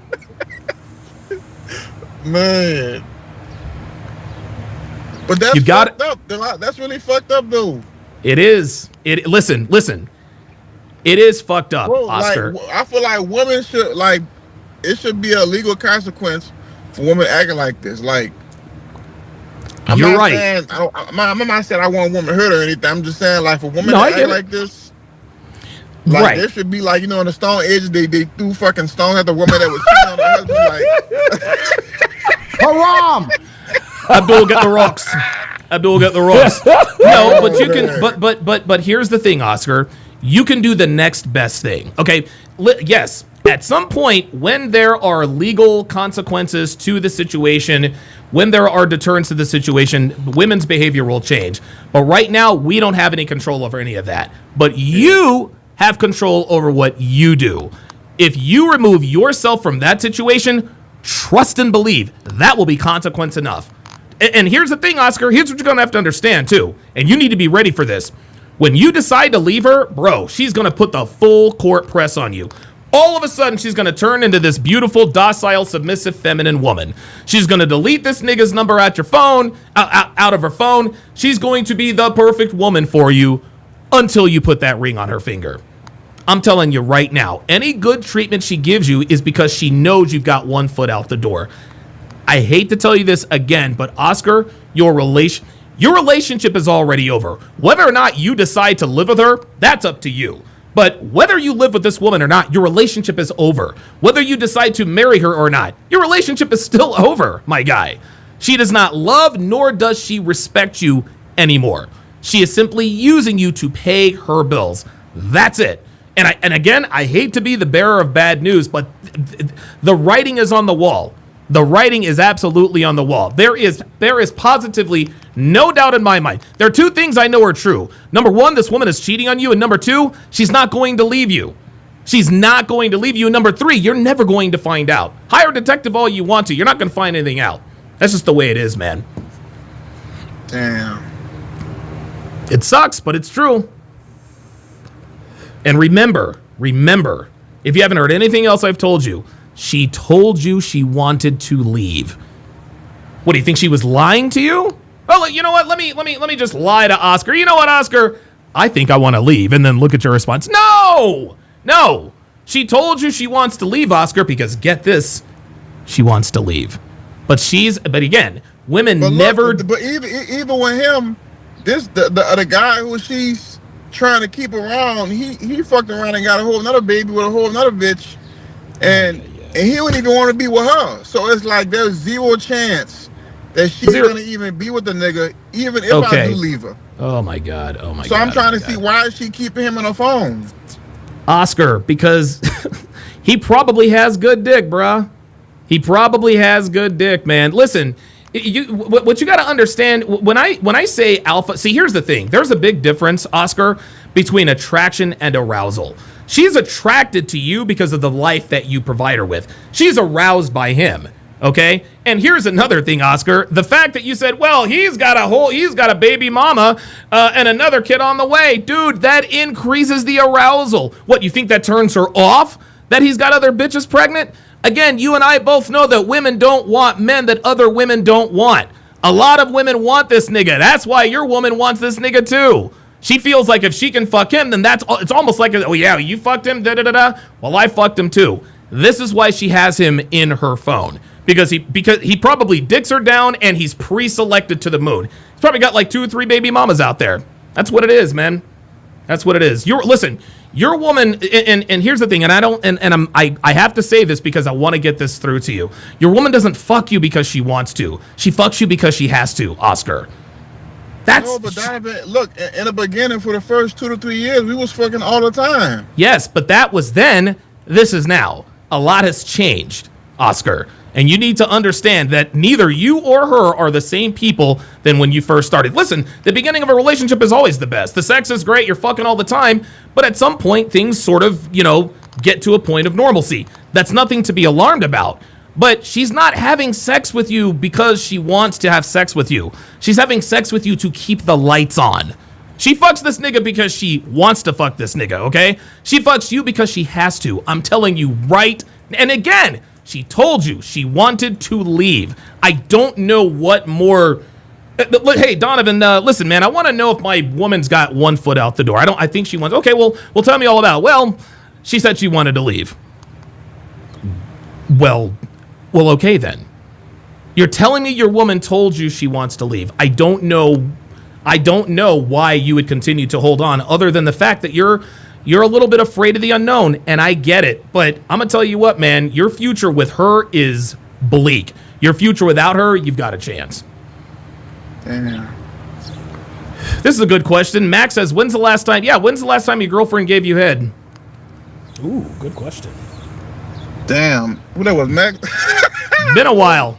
It's been a while. Hold on, bro. Yeah, see? Been a while, right? I'll probably say probably a month ago. Yeah. Yeah. A month ago. When your girl stops sucking your dick, she's fucking somebody else, my guy. She's fucking somebody else. You want to know the last time Devin sucked my dick? Would you like to know? When? Last night? About 12 hours ago. Yep.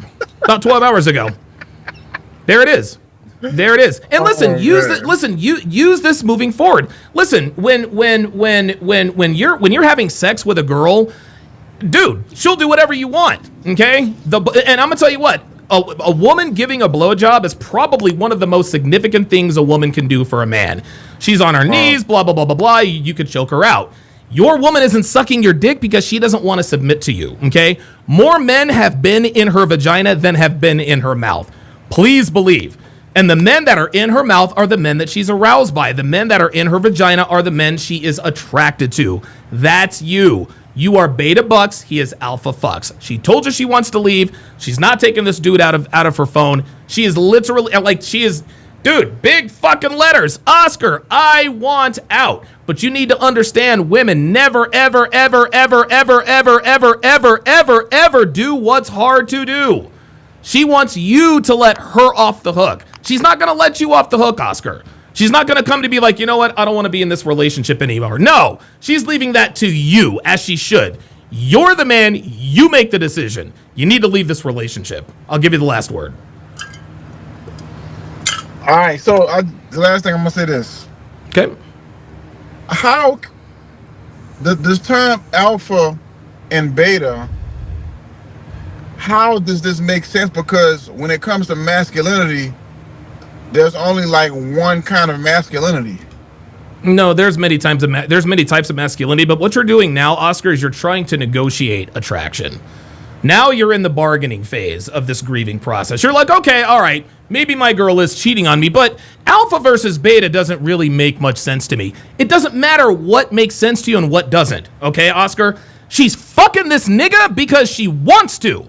She doesn't want to fuck you anymore, my guy. I'm just gonna have to take the gloves off. She doesn't want to fuck you. She wants to fuck this other guy. She fucks you because she has to. She doesn't want to. She wants to fuck this other nigga, okay?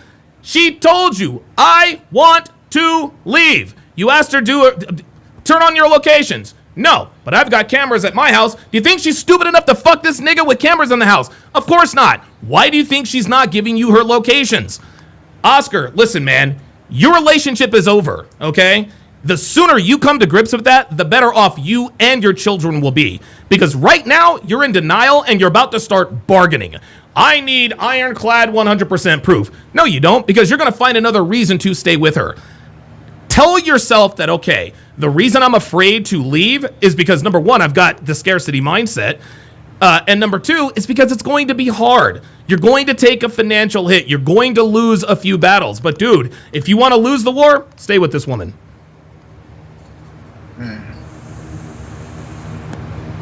Thank you, Don. I appreciate you, man. All right. Okay. And so you guys can tell. I mean, and, you know, the MS772 on the Rumble side says, I tuned in late. Do we have an update on this guy? No, he hasn't called in since. Stay tuned for an update, man. Come. Yeah, look. Me back anytime. Yeah, and he hasn't called back since. You know, and if I were a betting man, I would bet that he probably ended up getting back with her. He probably ended up getting back with her. Ay. More Life of Kai says, bro is baited. Yeah, I don't, listen, man, maybe he is. Maybe he is, guys. But you have to understand, these guys call me for a reason, man. They call me for a reason, and I don't, I don't derive any pleasure, giving guys bad news, but this is just what has to be done. It's just what has to be done. Jamal Miller says it's not easy leaving a pretty girl. I know she looks good. Yeah, she probably looks good, and she probably has a nice body. That's probably why listen, I'm not there, so I don't know, but it's, Jay Castro says, you are giving him great advice that is going in one ear and out the other. Yep. JF says, why would you want to finance another man's side chick? Right? Jamal Miller says, Oscar's pussy whipped. I know the feeling. Bro, I've been there too, man. I've been there too. Jay Blaze says, Oscar is Will Smithing this. He wants to keep everything together. Yeah, he's a good dude. He's a good dude, man. It's unfortunate. Guys, if you want to, if you have a dating and or a relationship question, hashtag pull up. The link is pinned in the chat. This next video that we are going to listen to, Gnome Billy on the Rumble side says, yo, Donovan, I just want to say WU. Thank you. I appreciate that. Appreciate that very much. This next video, this next consultation that we are going to review, this dude called me. This dude called me because he wanted to know how to get his ex-girlfriend back. Sabert, do you have a dating or relationship question, Sabert? Yes? No? Oh, here, I'll bring you up. Hey, what's up, man? Yes, I do. It's a brief one. I kind of hinted on this before. Can you hear me? Yeah, I got you loud and clear, man. Okay. All right. So, I asked you before. I was dealing with. I'm still kind of talking to a lady friend. I guess I would say. And real quick, where are you calling me from? Where are you calling me from? In Illinois. Okay, Illinois. Okay, gotcha. Yep. And well, like I said, I'm 36, right? Okay. And like I told you before, I work 80 hours a week. Woo. My only free time I usually have is maybe Friday evenings, sometimes Saturday evening. So okay. All in all, I don't have a lot of free time to invest time into a woman. I guess you want to say okay. The time that they would want a man to invest, because sometimes women want you around all the time. Sure, right. And so I'm currently talking to a woman, and I'm still in the debate whether or not I should just drop her because I'm so busy. And maybe sometimes I feel like I just want to just have fun instead of just trying to commit to something seriously, And I'm kind of just I don't know if I should, because I like the girl, right? But I know in him that I cannot invest the time that maybe a relationship would probably need to, flourish, I guess you would say. Okay. So let me ask you this. How old are you? How old is she? I'm 36. She's 27. Okay, so she's 27. So just so you understand, she is at what Rolo calls the epiphany phase. At this point in time, the reason why she is squeezing you for a little more time and a little more attention is because right around 27 to 29 years old is when women realize, okay, I'm starting to run out of time. It is time to lock somebody down. Let me also ask you this. So you're in your 30s. She's in her late 20s.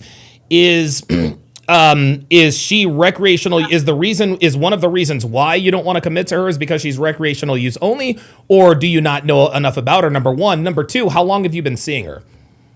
So I've been seeing her technically for I would say maybe about 3 months. About 3 months. Okay. I've known her before because I used to work with her, but I don't talk to girls I work with. Okay. Good. And then we kind of hooked up. I just figured I shot my shot at her about a few months ago. Well, actually, what happened was she DM'd me. She called me So out of nowhere, like I posted a photo because I just came back from the barber shop. So I posted a photo. She jumped off. My man, I'm gonna give you a Don DeMarco for that. Yo, you had the beard. Yo, you had the beard tight. The lineup was clean. Let me go ahead and click a selfie real quick. All right, I ain't mad at that. Right. So she DMs me. As soon as she DMs me, she calls me on a video call. Oh shit. And she's hanging out with her friends at her friend's house. Yeah. I'm like, this is out of like nowhere. Okay. You know? And I'm like, cool, shoot. All right. So we talked for a second, got off the phone call. I hit her up. We went out a few times, you know. And like I said, just with my schedule, sometimes, you know, it's like a hit and miss with me, you know. Okay. And I know she be wanting to spend more time. And like, cause she be hitting me up during the week. Right. And like I get off at 7 a.m. and I go to my other job at like 9 a.m. Okay. All right. So you're a hustler. So really, you know, and I think she respects that, and she's in school still. Okay. And I'm gonna say this, and this is probably bad, but because I typically don't talk to women but she does nursing. She does what? She's a nurse too. Oh boy. Okay. All right. So she's a nurse. Right. Okay. She's a nurse. Got it. Right. And so like I think all in all, like I don't. She seems sweet, you know, feminine, you know, and things of that nature. You know, she don't, you know, she ain't caused me no problems, you know, Right. or like difficult now like that. So that's to me that's good, you know. But I don't know if I know how to balance this, you know, something more seriously versus non-serious. If it's just recreational use, it'll be that's just easy. You know, that's just like, hey, wham, bam, thank you, ma'am. Yeah, of course. Yeah. So, number one, you're doing it right. The fact, and this is 2026 advice. One of the reasons why she continues to pursue you is because you're not available all the time, right? Because if you were too available, if you were too up her ass all the time, then she would be the one pulling back. The fact that you're asking me, am I too busy? That means that she's in that leads me to believe that she wants to spend more time with you. And the reason why she wants to spend more time with you is because you're not always available. Now, has she told you literally, hey, I want to spend more time with you? Or is she just showing you she wants to spend more time with you or implying it? It's the messaging. Like, hey, what are you doing? Okay. Hey, you know, what do you like? She just messaged me today. Like, what are you doing today? You know, pretty much like she sent to like a couple of them. And I'm like, well, I just got off work. I'm in the office right now. Now I'm in the car, but you know, I was in the office earlier. Of course. And I'm like, yeah. I'm thinking like I do want to go out. You know, we could probably go out and get like a dinner or something like that. Sure. But then I have to make a run to Walmart and just do other stuff that Yeah, you're busy. Yeah. And I'm trying to find a balancing act with it, and it's difficult. Okay. Yeah. Right now you're working 2 jobs. You're in your hustling phase. There's no need for you to balance anything. Okay. You're still a relatively young guy.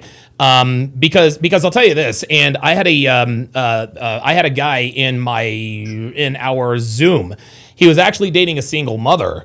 And he was actually just like you. He worked 2 jobs and this and that and the other. And it was recreational use only. He was smashing her. It was nothing serious. So, you know, he was good with that. Then she started to get a little bit more serious. She took him to a preseason game. He's a Pittsburgh Steelers fan, so she started to invest. So they started to spend a little more time. He said, look, still going to be nothing serious. She was cool with that.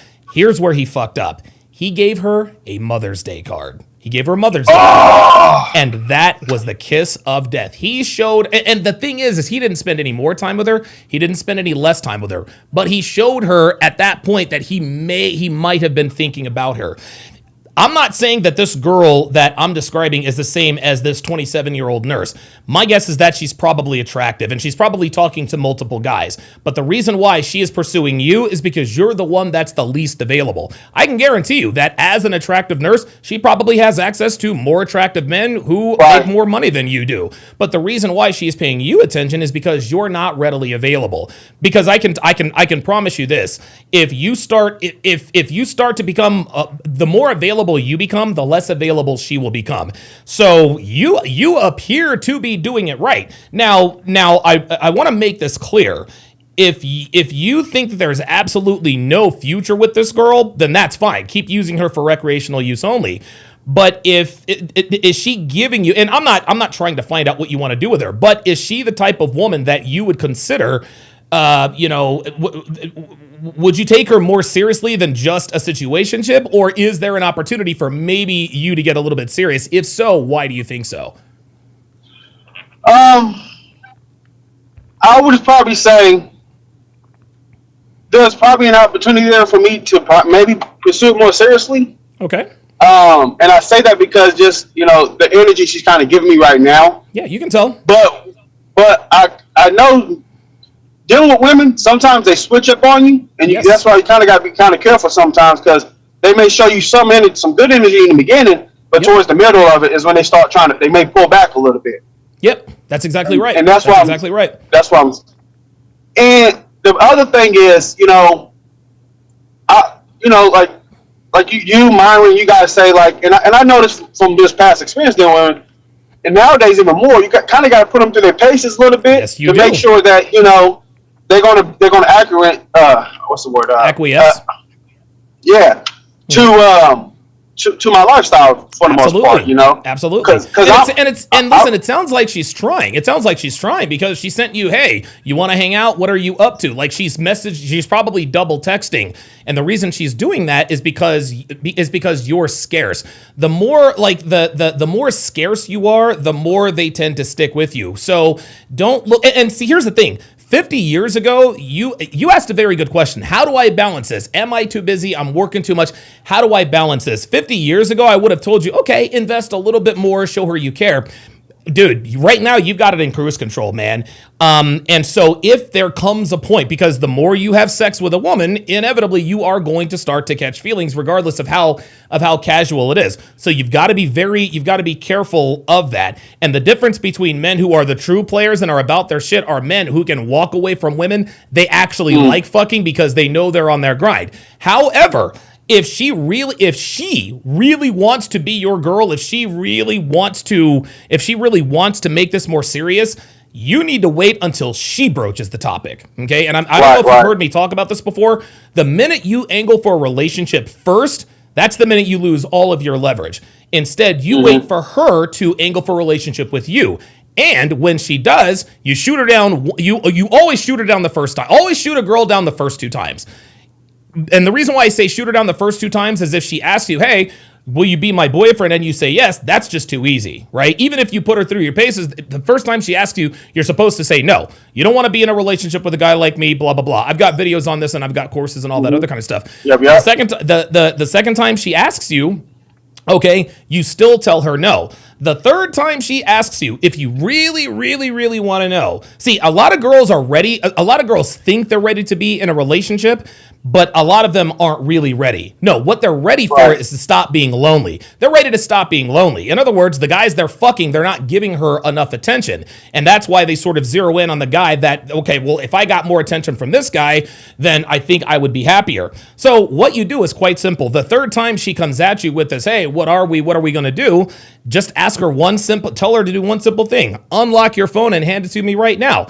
If she gives it right over, that means she might be ready to be in a relationship. 9 times out of 10, Saber, she's going to tell you no. And at that point, you know that she thinks she's ready, but she's not ready to be in a relationship. Something else women will do before because women aren't stupid. They have the internet too. Men are not the only, they're not the only sex who watch Fresh and Fit. Girls watch Fresh and Fit. They watch Andrew Tate. They watch Myron Gaines. They watch me. They know they know exactly what it is. But even when they get this information, if you stick with the program, they still can't get over on you because eventually you're going to know the truth. And by telling her to unlock your phone and hand it to me right now, you are setting the tone for the relationship. You're letting her know that if I commit to you, and that is still an if, because just because you handed your phone and unlocked your phone and handed it to me right now does not mean that we're going to be in a relationship. This is a start. What that then says is if you are going to be in a relationship with me, I need full transparency, which means I get access to that phone. You don't even have to tell her you want access to the phone. Unlock your phone and hand it to me right now. And when she actually is ready to do that, we can have a conversation there. But this is why I tell guys, never angle for a relationship first. So my advice to you, don't worry about balancing anything. Right now, you're playing it perfectly. You're working 80 hours a week. Perfect. This is the reason why she's pursuing you, is because she knows that you're on your grind, and she probably sees potential with you. She's a nurse, so she doesn't really have to worry about money because nurses do make good money. But the reason why she is attracted to you is because you're not as available. Now, when and if things do change, I can advise you on what to do from there when and if the time comes, because then we'll have another set of behaviors to sort of break down. But as of right now, man, you are absolutely in the driver's seat. And again, keep in mind, you are not the only guy she's talking to. You're not. I know that. Right. Yeah. And listen, it's nothing personal. This is just how guys are. You're probably talking to other girls too. But the reason why she is contacting you she's contacting you during the week. And I was actually thinking, okay, only during the week, maybe not the weekends, but you said she was texting you, she was texting you today. Today is Sunday. So you're on this girl's mind all the time. All of these other dudes she's with, they're just there to entertain her. You're the guy she wants. Absolutely, positively put her through her paces. But at the same time, don't be meathead red pill guy. Don't go 2 or 3 days without. No. Only text her when you have to. And if you're working 80 hours a week, you're not going to have time to text her as a natural byproduct of your schedule. So you don't even have to say, okay, it's been 20 minutes, let me text her back. No, you're busy enough to where dude, it's almost like you've got built-in game with your work schedule. And this is why this woman can't get enough of you. Yeah, and you know what? I had took her, and I don't know if this is, I don't know if this is a good thing or a bad thing, but okay. I love steak, right? So like, so do I. So like, no matter what, about once a month, I go out to go get me a good steak at a good restaurant. That's like that's how I treat myself. Good. And like you guys said, and I was like, you know what? She been wanting to go out. I was like, you know what? I said, well, look, I'm going out to eat. Do you want to go out? Go have dinner. And I picked, and usually it's a nice restaurant, chef and all that kind of stuff like that. Absolutely. And she was on board for it. So we met at the restaurant. This is probably like the second or third time it's happened to me. Like when you take a woman out on a nice date like this, it's like they ain't never been in a place like this before. Sure. So they're kind of like shell shocked a little bit. They're used to going to places sometimes that you got to look at the price on the menu. Absolutely. And I'm like, when I want to eat good, I'm like, I don't care about the price. I want, and I think that, I don't know if it was a good thing to we had a good time. Don't get me wrong, Of course. But like, I sometimes feel like showing a woman a good time. Obviously, I was gonna go anyway. There you go. But like, so it is, and I feel like it's not wrong with a company of a woman with you when you go out to eat. Of course, absolutely. And I think that raises the pedestal up a little bit, as far as like, it may separate me from maybe the other guys she may be dealing with sometimes. Yeah. Yeah. And this is the way you characterized it is probably the way you characterize it to her. Hey, I like steak. Once a month, I like to go and treat myself and have a good time. I have a good time with you. Do you want to tag along? This is the way, and I know you didn't use that verbiage, but right. That you let her know, I'm going to get this steak anyway. I like hanging out with you enough to the point to where, yeah, I don't mind if you come along with me. And the reason why she came along with you is because even if you said no, you still would have gone and gotten the steak. Okay? Yeah. Guys, listen to what I'm telling you. This is very, very important. Never, ever go somewhere because of a woman. The way it should be is you already have plans, and if you like her enough, then she can tag along. So again, you've differentiated yourself from all these other guys she's talking to. These guys are asking her, hey, would you like to go to XYZ Steakhouse? She'll be wishy-washy. Hey, I've got I've got us a table at blah, blah, blah, blah, blah. Us, would you? You told her, hey, look, I'm going to get a steak. I do this all the time. You want to tag along? You could do without her. And this is the type of thing that women respect, which is another reason why she's texting you on weekends. She can't stop thinking about you because you are presenting yourself different from all of these other guys. So yeah, you didn't put her on the pedestal at all. Even I don't even know you. I don't know you from a hole in the wall, but the story you just told me, I know for a fact that even if she had said, nah, I think I'm going to stay home, you would have gone to get that steak anyway. And that is exactly why she went with you. That's exactly why she went with you. Yeah. All right. So yeah, listen, man, my advice to you, keep doing what you're doing. If you're working 80 hours a week, There's no need to balance anything. But when and if she ever angles for commitment, make sure you shoot it down. And then on Sunday, you need to give me a call and let me know how that goes, and I'll let you know how to proceed. Got you. Thanks for All calling right, in, man. brother. I Anything appreciate else? it. I figured, my situation could help somebody else because they may be going through the same thing with like work schedules, things of that nature. So Absolutely. Listen, brother, you're doing it right. You're on your grind. It's money over bitches. You've got a woman who clearly doesn't need you. She wants you. You're like, hey, I'm going to get a steak. Why don't you tag along? You got this girl texting you during the week. Yeah, she absolutely wants you. However, if you find yourself starting to catch feelings for her, give me a call. Find out what's going on, and I'll advise you on what to do from there. But so far, so good, man. All respect, man. I appreciate y'all giving out the game. Absolutely. Don DeMarco to Sabert. Man, that was, that's the thing, man. Like every once in a while, what we have to understand about women, what you have to understand about women is women don't want you to do things for them. They just want to be a part of your life, right? And that particular story actually reminds me. I remember unfortunately, I worked with this girl, but it was right after I moved to Vegas. It was me and this girl, Jennifer, and we were working together. We were flirting. I had a big Floyd Mayweather party. And, Mayweather versus Pacquiao. That was on May the 2nd of 2015. So I had all these people over at my house. So this is when I lived in this dinky little, my dinky little apartment. And she happened to be one of the people that were there. I probably had like 25 to maybe 30 people at my place. It's probably overcrowded. Well, her and I got to talking. We exchanged numbers, and that was that. Well, I actually asked her, and I made a mistake. I was like, hey, would you like to go see what was the movie? Straight Outta Compton. And she was a white girl, right? And the fact that she was a white girl, yes, I will admit, yes, she fucks niggas, y'all. It is what it is. I'm not gonna run from that. It is what it is. I knew she was cool. With going to see Straight Outta Compton. And at first she says, yeah, I'd love to go see you. Then the very next day she says, you know what? I think I'm going to be sick on Friday. Stop the cap. I knew it was cap. I didn't freak out. I said, no problem. I said, in case you change your mind, you're more than welcome to join me. Because I told her, I said, I'm going to go see it anyway. I've been wanting to see this movie for a while.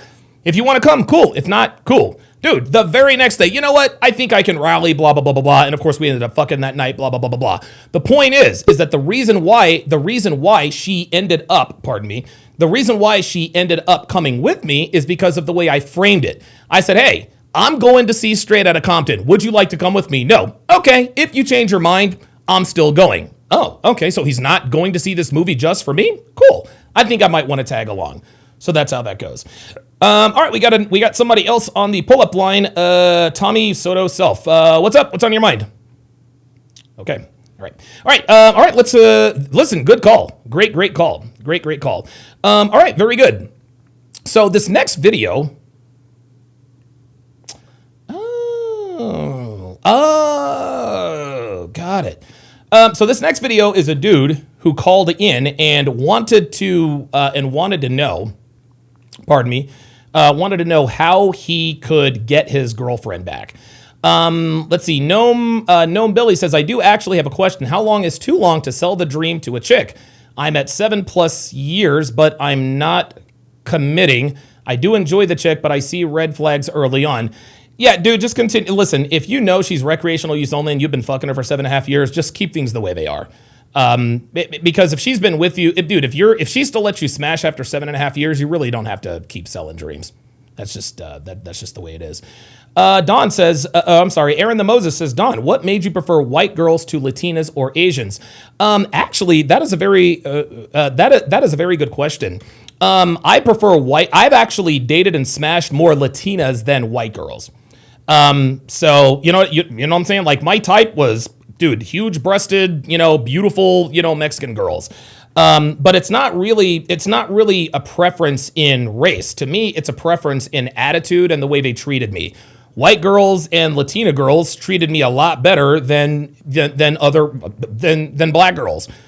That's just the way it's been. Like, listen, you see it in my chat. Black girls coming in, oh, you're a sellout, you're an Uncle Tom, you don't have your black card, blah, blah, blah, blah, blah. I dated who liked me. The reason why I prefer white girls and Latinas is because they preferred me. That's just how it is. The Panelverse, come on, people, let's go ahead and hit the like button to support the show. Absolutely. Let's do what the F he says. Yeah, listen, if you guys have any questions, you can either pull up or I'll tell you what, if you do have a question in the chat, and this is for my Rumble audience or my YouTube audience, if you have a dating or relationship question, make sure you preface your question with type in question with all caps, and then question in all caps, and then colon, and then write out your question. That way I'll know that you want to ask me a question. Okay, so let's break this bad boy down. So this dude, I dropped serious knowledge on him. He wanted to know how to get his girlfriend back. Here we go. Yeah, I got you. I can hear you. So talk to me about your current situation. Your initial question was, Donovan, how do I get my ex-girlfriend back? So take me from the beginning here. So I was with this girl for about 2.5, 3 years, and things were pretty great. She was one of the best girlfriends I've ever had. Okay. Like, she was very feminine, submissive. She would, like, do all the stuff that you want someone to do when you're in a relationship. Okay. And I kind of got attached to her over the time, because in the beginning, by the way, that was a pumpkin spice latte. I wasn't interested. She was one doing 100% of the calling, texting, pursuing, and all that. Okay. So after first year, I kind of like got attached, and I started to fall in love, so to speak. And let me interrupt you there. It's not like you're not a bad person for falling in love with someone after a year. You spend enough time with a woman, if I'm assuming you guys are having sex, you're going to fall in love. This is just how it is. Because, guys, I'll tell you something else, Teslo. I've fallen in love with girls I had no business falling in love with, and I paid the price. So don't feel bad about falling in love with a woman you clearly should not have fallen in love with. It's fine. Exactly. Please continue. Because I learned it from my first relationship. Like, I don't like to get super attached to a girl. So in the beginning, I was very careful of who I, get attached to, and who I was vetting her. I was trying to see her character. I was seeing if she is compatible, and everything aligned perfectly. I thought that I was going to spend the rest of my life with her because of how things were going. Okay. And after that, it was great for another year. So it was like 2.5 years, and all of a sudden, she kind of got distant slowly. She would say, I need some me time. I was like, okay. Okay. And I wasn't like this insecure, jealous type of person. I was like, I trusted her because she was religious. I was her first boyfriend. I kind of took her virginity, so to speak. Wait, did you kind of take her virginity, or did you take her virginity? Yeah. I was the first guy. Okay, and you know this to be true. Like, the first time you had sex, she bled, you popped her cherry. Yeah, I think so. Because she comes from a religious background where they're not allowed to do some things. Okay, so let me pause you right there. It's very, very, it's dangerous, and I'm assuming this woman, she's an American woman, correct? Yeah, but her background is from Middle East. Right. Doesn't matter. Her background, so her nationality, her background, it doesn't matter what her background is. She was born and raised in America, and so she has American sensibilities. Now, if she'd been born or raised in the Middle East, things would be a lot different. So in the future, Tesvlo, when you meet a woman who was born and raised in the West, this means America, Australia, the UK. It doesn't matter what their nationality is. It doesn't matter what their race is. They have American and Western sensibilities. So in the future, if you meet another woman who is Saudi Arabian or from the Middle East, but born and raised in America, just understand that they don't hold the same values as they do in the Middle East. Yeah. Okay. All right. Keep going. Yeah, I understand that. Yeah. So she wanted to get married. She wanted to have a kid and all that. Like, she was thinking of, typical girls saying, I want to settle down and stuff. And I was like, I'm a little bit young, so I want to focus on my career, and I want to make some money, because at that time I was freelancing and I just got out of university. So I was trying to make money, but I wasn't making that much. Okay. And she understood that in the beginning. As I said, everything was perfect. But as the time went by, she started growing distant. She told me that she doesn't see this working. She said, like, Why did she tell you this? Why did she tell you this? Oh, go ahead. She said things are not progressing. Okay. That's the first thing she said. Like, things are not progressing forward. I've been with you for 2.5, 3 years, and nothing's going on. Like, and I said, I know, but I can't just jump. I can't just leave everything and just be with you and do whatever. Like, there is a time and place for that. So Okay. she was, and I tried to make her feel heard and understand. Like, okay, like, things are gonna happen. Just give me some time. I need some time. Okay. I don't know if that was the reason, but that's what she told me. And after that, she complained, like, I met you when I was 20 or 21. Okay. And it's been so long, and we're still here. My friend, she has this friend that is sort of a bad influence, I would say, because she was to tell me, oh, my friend has this guy, and he has this good job in this good company and all that. I'm like, okay.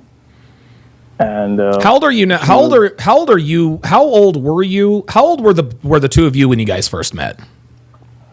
I was 20. And she was? She was 19. Yeah. Okay, so 2019, and this was, so you're what, 23 now, and she's now 22? Yeah. Okay, all right. How did you guys meet? University. Okay, so you met her in college. Okay, very good. So you guys, you guys met face to face? Things kind of hit it off.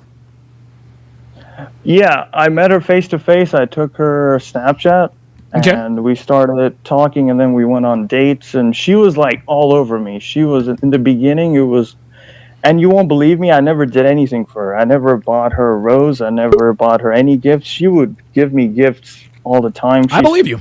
Okay, so we've got someone in the pull-up line. All right. Okay, Gabe, where are you calling me from today, Gabe? Hey, Jonathan, it's Gabe again in SoCal. Hey, Gabe in SoCal. How you doing, man? Yeah, we talked a couple times. No, I remember. As a matter of fact, if I'm not mistaken, weren't you the guy? If I'm not mistaken, and please correct me if I'm wrong. You called me. I think you said you were from the Bay Area, and there was this one girl who was kind of flirty with you at school, and you asked her to lunch or something like that. Am I on the right track there? A little bit. Okay, all right. Yeah. So give me an update. Man. What's going on with you? Yeah. Okay. So I have a deja vu situationship again. So honestly, Jonathan, I have to learn lessons the hard way. You were honestly right when you were giving me tough love in the past. Yeah, of course. Because I basically ended up. So right before last Halloween, I was wearing a fancy top hat at school, and this separate girl, not the same one from before, that I knew long before I met that other girl, that I really have the hots for, walked up on me. Mind you, she always was acting flirty towards me too. Okay. And she basically was telling me, "Oh, hi there, Gabe. I like your top hat and all that stuff." And I made the mistake of saying, "You want to try it on?" And she's like, "Yeah, sure." And then that wasn't a mistake. She basically, well, no, it wasn't. But she pulled out her phone and wanted to take a selfie, and I kind of tried to put the no test on her. Okay. And I basically said, "Don't take a selfie with my hat." And she basically started crashing out on me. Yeah. And started yelling and screaming at me in public, mind you. Wow, like a 2-year-old. And I'm surprised that I basically didn't I didn't lash out back at her like I wanted to. And I basically sat there in my crappy fake Blues Brothers sunglasses with a smile on my face. I'm more nervous now telling the story than I was in the moment, honestly. I smiled at her and I said, "Maybe next time." And I basically felt like I learned a hard lesson right then and there that, you know what, me sitting here freaking getting sprung on all these chicks at school, honestly, has been a big waste of time. I basically feel way better now, focusing more on myself and focusing more on trying to get like finished up with my undergrad, hopefully staying on with grad school or like I don't know, moving on to whatever, I want to try to do with my life and all that. And yeah, I feel like, first off, I would like to ask for, did I do anything wrong on the one hand, Mm-hmm. regardless of whether yes or no, like Mm-hmm. what your feedback is on this experience that I had Yeah, with yeah, this yeah. So like let me, yeah, yeah. So let me get a little, so let me get a little bit more detail. So you're wearing like a top hat, right, or whatever kind of hat, and this girl, and you said that you know her, the girl that asked you to try on the top hat, or the girl that said that she likes your top hat. yeah. Okay, so I barely know her, but yeah, sorry. Yeah. no, that's okay. So like you knew of her, you guys. It's not like you guys were strangers. No. Okay, right. Okay. So she sees you with the hat. She says, "I like your hat." You asked her, "Would you like to try it on?" Yeah. Okay. She obviously said yes, and then she wanted to take a selfie with the top hat on, correct? Yeah. Okay. Now, why did you tell her don't take a selfie with the top hat on? Honestly, I thought she was gonna make a fool out of me with all her other hot like homegirls. How would she do that by taking a selfie with your top hat on? I thought in the moment, and maybe looking back on it, maybe I could have said things maybe a little bit differently. I Mm-hmm. don't regret saying no, but I kind of thought that maybe she'd have some like little like private little group chat, like saying, "Oh yeah, this hat came from that bastard Gabe." I'm making a joke about Austin Powers, one of my favorite movies. Gotcha. I got you. Um, yeah, that's kind of what I thought was going to happen. And I also thought in myself, like, I don't want to be like all those like little nerdy like guys you see in all those stupid like college, high school movies. Little Yeah. Jimmy thinks Yeah. that the Yeah. hottest Yeah. girl, Stacy, likes him because she said hi to him one day, or oh, she asked him to carry her books to class, or any of that stuff. Which, Sure. I mean, I doubt Gen Zers even know what a book is because I go to Yeah. school with them. Yeah, Well, but see, yeah. here's the thing. Anyway, So here, your first mistake was making an assumption. You made an assumption that she was trying to make a fool out of you. Whether she was or not, that doesn't really matter. All she wanted to do was take a selfie with your top hat on. The second thing is if you ask a girl to try something on, you have to understand that she is going to want to take a picture of her in that hat as proof that she has the hat on. I don't think her asking to take a picture with the top hat on, I don't think it had anything to do with you. She saw a dude with a cool hat. She said, "Hey, nice hat." You did exactly what she thought you would do. "Hey, you want to try it on?" She said, "Yeah, of course I want to try it on." That's why she said something. Then, of course, when she wants to take a selfie, you're like, "Hey, don't take a selfie with my hat on." At that point, Gabe, that's when you messed it up. She crashed out. The reason she crashed out is because she simply wanted to take a picture of herself with her hat on. Now, had she wanted to take a picture on with if she wanted to take a picture with her hat on with you in the picture, that would have been a different story. And my guess is that that's probably why you told her no. Well, listen, if you're going to try on my hat and you want to take a picture of yourself with my hat on, I need to be in the picture. But she didn't owe you anything. You asked her, "Hey, would you like to try it on?" She said, "Yeah, sure." We're in 2026, man. She saw a hat that she doesn't have access to. She wanted to take a picture with the hat on. You probably just should have told her yes. And the reason why she crashed out is because what she requested was no skin off your back. Hey, the girl wanted to try on your hat. Let her take a selfie. You take the hat back. It is what it is. So I think at that point, I think you probably were just a little bit too serious. You were just too serious with her. I think she just wanted to try the hat on, and I think she just wanted to take a picture of herself in a hat that she normally doesn't see. I think that's what it is. I don't think she wanted to make a fool out of you at all.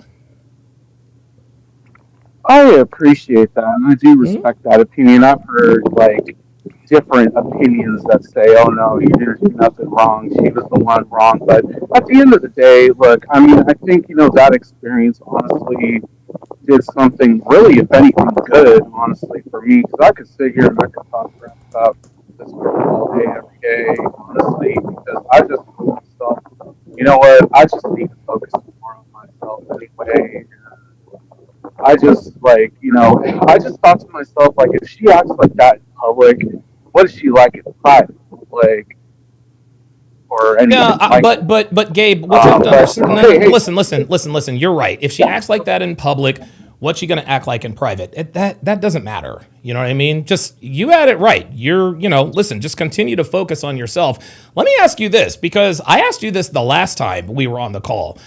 I said the reason why these girls ain't trying to holler at you is because right now you're a fat ass. And you and I agreed, if I'm not mistaken, that you were going to get your fat ass in the gym, okay? Have you done that I yet? just got out. I just got out. Okay, all right, very good. Clearly you're not in the type of shape that you need to be in to start talking to girls. So if a girl that you kind of know says, "Hey, nice hat," just tell her thank you and keep it moving. There's no need to flirt. And you said it yourself. Don't focus on girls. Don't try to flirt. Don't try to run game. It doesn't even matter. Right now, Gabe, you should be in 100% monk mode, okay? You need to be in monk mode. Don't talk to girls. If girls talk to you, tip your cap, pun intended, and move on. Because when you try to run game and try to do the no test and all this other kind of stuff, of course it's going to backfire on you. You're not sexually attractive.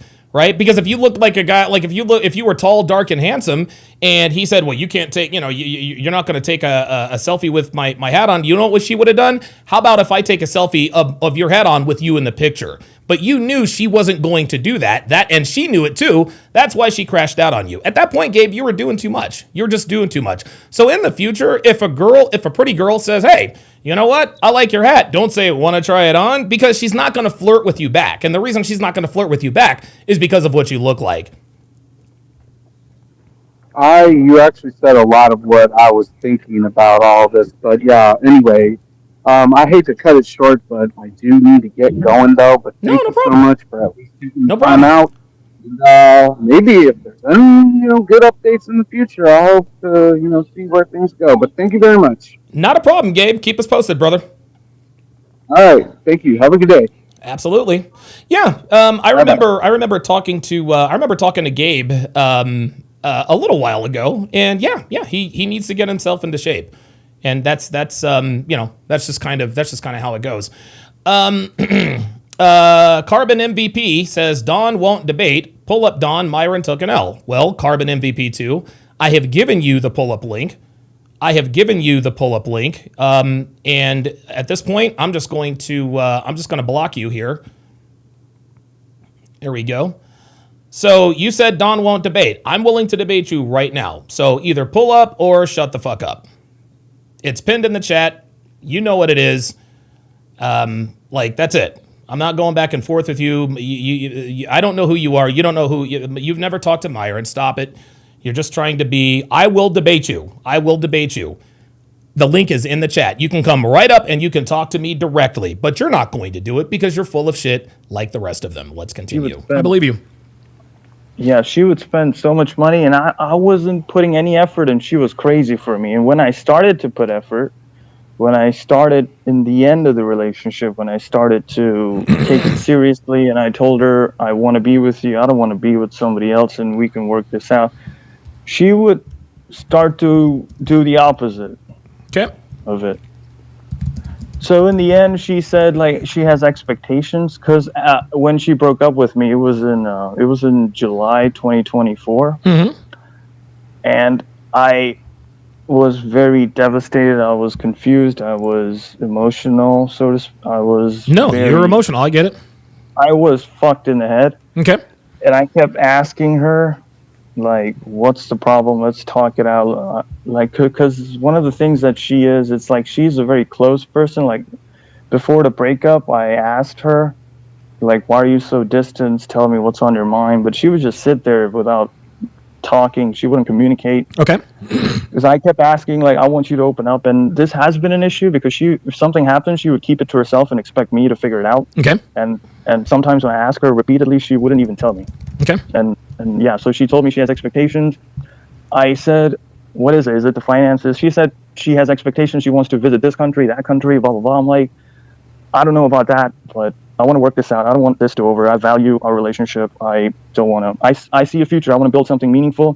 But she said, like, I can't continue being your girlfriend, but we can be friends. Oh boy! All right, let me stop you right there. We can be friends. Let me ask you a few questions here. When did her behavior start changing? Like, when did you start to see a difference in the way she treated you? Because you said in the beginning she was all over you.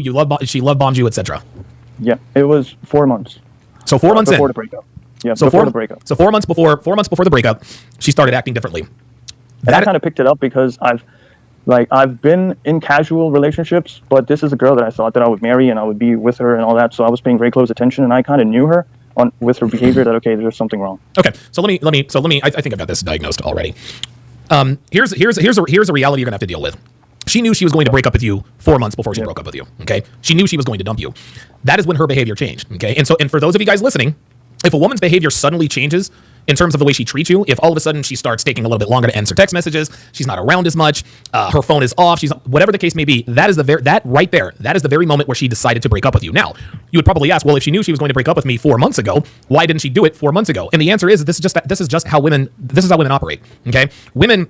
You have to understand something, Tesvelo, is that most relationships a woman has, regardless of the seriousness, whether it's marriages, dating, situationships, fuck buddies, whatever the case may be, most female relationships overlap with one another, okay? Because I can almost guarantee you that when she met you, she was probably talking to somebody else. When she decided she liked you more than him, that's when she decided to end things with him. Only when she was 100% sure that you would commit to her did she let go of that previous branch. And this might be hard to hear, but she's found someone else, Tesvelo. She found someone else. At the 4 month mark, okay, 4 months before she broke up with you, she started to take interest in a guy she really liked. So she started putting effort into that guy. That's when you started to notice the change in behavior. But she's not going to break up with you and go with that guy, because at that point she doesn't know if that guy wants to be with you or be with her or not. Well, 4 months in, she figured out, okay, I can be with this guy. That's when she broke up with you. So you are going to have to understand, and I want you to understand this loud and clear. No matter what you think, no matter what anybody tells you, she found someone else. This is why she broke up with you. Women almost never break up with you unless they have found someone to replace you. She found your replacement 4 months before she broke up with you. During that 4 months, she probably love bombed that guy too. She probably spent a lot of time with him. She probably bought him stuff, but only when she was 100% sure that he would commit to her did she actually have the gall to break up with you. Let me ask you another question. Who was the first to angle for a relationship? Was it you or her? Did you ask her to be your girlfriend, or did she ask you to be her boyfriend? I was playfully teasing her about, you got to be my girlfriend and stuff. I was just teasing. I wasn't being like, okay, you have to be my girlfriend in a serious tone. I was just being playful in the beginning by saying, oh, if you want that, you have to be my girlfriend. Okay, but deep down you were serious. Yeah, because let me stop you. Let me stop you right there. See, deep down, you knew you were serious. I got news for you, Tesvelo. So did she. She knew you were serious, and this is a mistake that we often make. Number one, you should never be the first to angle for a relationship. Okay, if a girl really likes you, she will angle to be your girlfriend before you angle to be her boyfriend. Okay, so by sort of broaching that subject, well, in order to have whatever it is she asked for, you've got to be my girlfriend. That was the very moment where she discovered, oh, okay, he wants me to be his girlfriend. So when did she actually agree to be your girlfriend? Was this spoken about? Did you guys agree upon it, or did it just happen? No, one day, it was like after a month of when we met, she said, like, okay, I had some time to think. I asked my friend that she has that one friend that so she asked her, like, hey, should I be his girlfriend? And she told me she was talking to her a whole day, and she decided that, yeah, sure, she can be my girlfriend. So that's how she told me that day. Okay. The point is that you put it out there first. In the future, when you meet a girl you like, do not angle for commitment first. And the reason why I tell you this, Tesvelo, is because when you ask a girl to be your girlfriend before she asks to be your boyfriend, what this does is this prevents you from setting boundaries, standards, and expectations, okay? When you angle for commitment first with a girl, you are directly telling her that she has fulfilled all of the requirements necessary to secure your commitment. You understand what I mean? And when that happens, you can't set boundaries, standards, and expectations. Let's talk a little bit about her habits, okay? Does your ex-girlfriend have social media? Yeah. Okay. Which social media? Does she have Instagram, Snapchat? What does she have? She started using Snapchat because of me. I mean, that's what she told me. She told me she doesn't use Snap. She installed it just tell me what social media she has. Snapchat, Instagram, Discord. Okay. Yeah, that's it. Okay. WhatsApp. Okay. Does she go out? Does she go out with her friends? Does she go to parties? Does she drink? Does she go to the club? No. What does she do? No. Okay. Does she travel? Nope. Okay. So she doesn't travel. So, pardon me. So she doesn't travel. She doesn't go out. So so the whole time she was with you, she never went out. What does she do when she's not physically with you? She likes going out with her friend, which is a girl that I told you that she is best friends with her. And what do they do? Where do they go when they go out? Coffee. They usually go for coffee. Let me stop you right there, Tesvelo. Yeah, let me stop you right there, Tesvelo. Your girlfriend was not going and having coffee with her friend. Okay, I'm sure she did every once in a while. Okay, but when girls are friends, they don't. Let's hang out and go have coffee every day. No. And listen, I don't know what they did, but whatever they did introduced her to other guys. Okay, so she doesn't travel. She doesn't travel. She has social media. She does have social media, and she goes out with her friend. Tell me about her friend. What? So you say that her friend is a bad influence. Why do you think her friend is a bad influence? Her friend is super, like, she's not feminine, but she likes to fool around with guys. And a lot of characteristic that she has, she got it from her. Even, I would say that. And her friend, and she doesn't like me, basically, because, I don't know, but me and her just don't go well. Okay, all right. Okay. Now, why is it that you want her back? Because your first message was, Donovan, you got to tell me how to get my ex-girlfriend back. You said she dumped you back in July, correct? July of 2024? Yeah. Okay, Yeah. so we got July, August, September, October, November, December, January, February, March. Teslo, it has been 9 months. It has been 9 months since she broke up with you. And again, I'm not trying to make fun of you here, but I want you to tell me why you want her back. How does she benefit your life? Is she an asset, a liability? I don't want to get too far in the weeds, but just tell me, why do you want her back? So I've tried dating after the breakup. I mean, for the first 2 months, I was pretty fucked up. I wasn't. Sure. And that's natural. Listen, that's natural. When you're with, and again, I've been through this plenty of times. It's hard for me to eat after a breakup, right? Like you can't eat. All you can do is drink. Yeah. It feels like everything's empty. You don't have any purpose. You're like, what's going to happen? Like, you're not going to make it in life either, because it's just one of the worst things you can go through.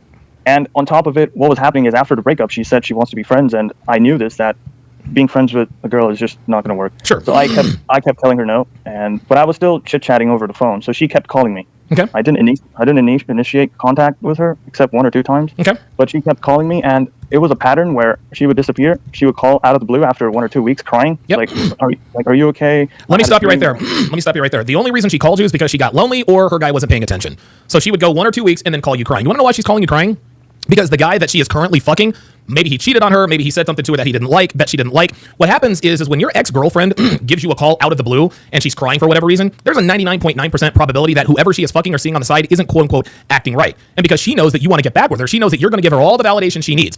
And I need you to understand that by talking to her, you are putting yourself in the friend zone. So again, I want you to answer me this question. Why is it that you want her back? Because I find myself very compatible with this girl. It's not like she's the most beautiful girl I've ever been with. Okay. She is average at best, but this, the time that I've spent with her, the type of conversations, and like basically I just like a puzzle, like when things happen. No, I understand. Yeah, so I just loved the company. I loved the way she loved me, and I've how can I say this? I have ignored the looks department, so to speak, because for me, I was like, okay, if we're compatible, if we're easygoing, if she's easygoing, easy to get along with type of girl, and I always am happy with her, then I don't want to let this go. So I've communicated to her, like, look, I don't want this to end. I want to be with you. I want to work things out. And I've begged. I was emotional. I've had tears in my eyes when I was talking to her. Of course. No, I get it. I understand. And she kept rejecting me. Okay. She said, like, no, I don't want anything to do with you. You're selfish. You're narcissistic. And I have no clue why she said those things. Those are just excuses, Teslo. Or Telzo. Those are just excuses. She said she started acting like I'm beneath her, because after the breakup, I was showing a lot of weaknesses. I wasn't acting from a place of strength. I was acting from a place of desperation and weakness, basically, because I was kind of begging, and this stuff. So she started taking jabs at me. She blocked me like 3 times. She would block me, unblock me, call me, block me, unblock me. And I kind of got fed up of it, because I started looking on YouTube, like, what's the best way to get an ex back? Because I found a number of coaches. They say you got to go into no contact for a couple of months. You got to.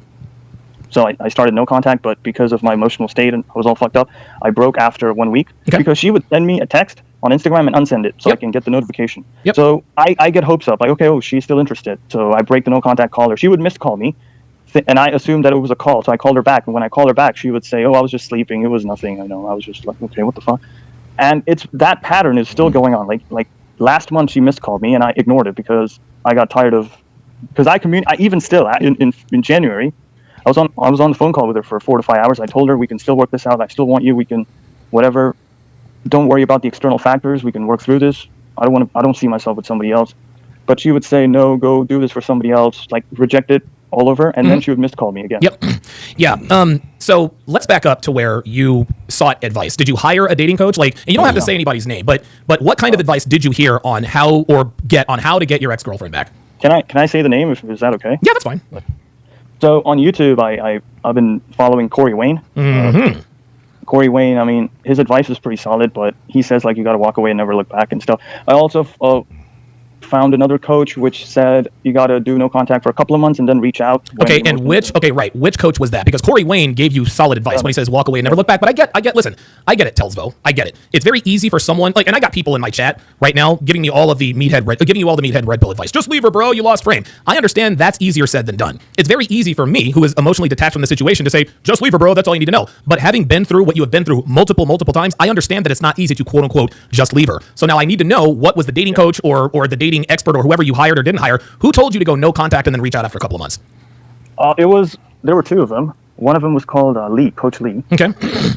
He said, like, if you do no contact for 3 months and you still don't hear from her, you can do like a Hail Mary and call her and see if she still has some interest left. And there's also this another guy on Instagram who told, like, every 3 months you can try one time. Oh my God. Oh, Jesus. Okay. All right. That's Benny. Okay. Listen. Telsvo, I've got this figured out. First of all, and I need you to hear me loud and clear. You are not going to want to accept this, and this is probably going to sting. Your relationship with her is over, okay? She does not feel the same way about you as she did when you guys first met. That's the first thing. Number two, whoever told you, when you look up advice, how to get my ex back, you got the information you wanted from Coach Corey Wayne. He told you to walk away and never look back. But here's what happened, and this happens to everybody. This is not a flaw of your character. This is how we are. That's not what you wanted to hear, okay? You wanted someone to give you permission to try to get her back, right? But you knew that your approach wasn't working. So the advice that you looked for was the advice that you wanted to hear. For example, when girls say, how can I find a man? How can I keep my boyfriend? How do I get a husband? Well, they go on the internet and they'll find a woman who says, well, listen, if you really want to show a guy you're serious, when you get with him, change your phone number. Don't go to bars. Don't go to clubs. Tell him you love him every day. Cook for him, blah, blah, blah, blah, blah. Well, guess what? That's not easy for women like that to hear. So what they do is they keep searching for something. They keep searching for solutions that are based on what they want to hear. So then they get all this toxic advice. Well, if you really want to, keep him on edge, if you really want to lock down a husband, you have to be a bitch, or you have to make him think that you're sleeping with other girls. Obviously, that's not the right way to get and keep a husband, because you and I both know that we would reject girls who engage in those activities. Coach Corey Wayne gave you the right advice, but because you weren't really ready to hear or follow that advice, you went and you sought out advice you went and sought out the kind of advice you wanted to hear. Okay, and this is kind of where you got lost. The answer to your question here, Telsvo, like I said before, your relationship has been over.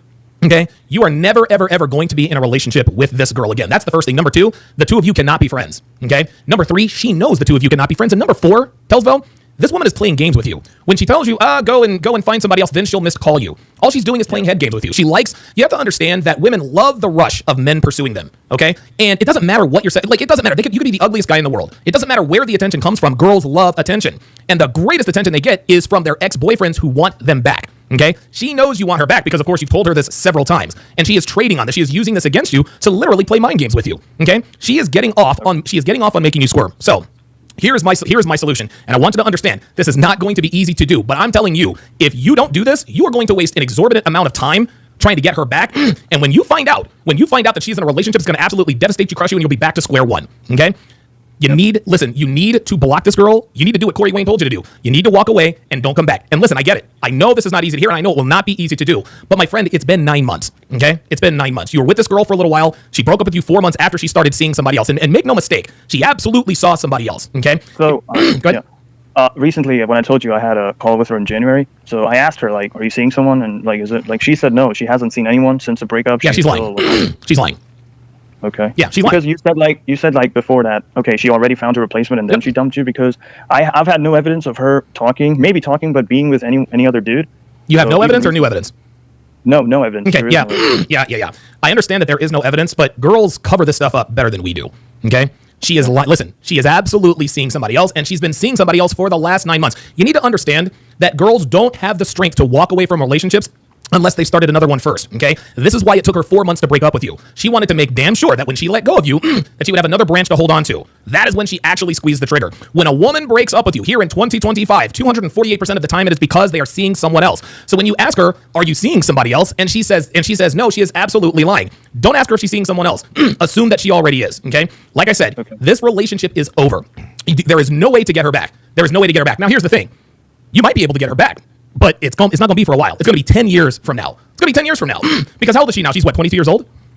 Yeah, she's going to be 23. Yeah, she's about to turn 23 years old. She's in the physical prime of her life. She might reach back out to you when she's 33, right? After 2 engagements, 3 abortions, and maybe 2 baby daddies, right? So at some point, she is going to reach back out to you, but it is not going to be anytime soon. And by the time she actually does reach out to you, you'll be long gone. So what you need to do, Telsvo, and it's not going to be easy. You need to block this girl. You need to cut off all contact. And I'm not telling you to cut off all contact to make her think no. You need to get away from her. You need to get away from her because this girl's going to end up stealing your joy. And here's another thing, Tevlo. I've counseled dozens of men who are in your same position, okay? And every once in a while, in a moment of weakness, the ex-girlfriend calls up, hey, what are you doing? They get together and they have sex. Ex-girlfriend gets pregnant, and now you're saddled with a kid, and you're not even sure if that kid is biologically yours, okay?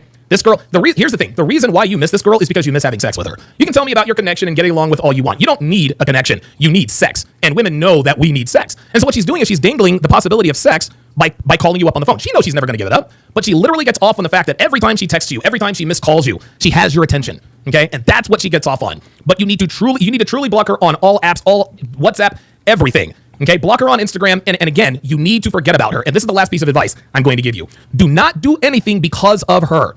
Don't do it. Don't go to the gym because of her. Don't start dating other women because of her. Don't do things and then halfway sort of put something out there hoping she'll find out about you. You want to know why? She won't care, number one. Number two, when she hears something about you, she will know that you wanted her to know about it. And if she knows that you wanted her to know about it, she knows that she still has control over you. This is not going to be easy, but you really and truly do need to walk away, because here's something I can absolutely guarantee you.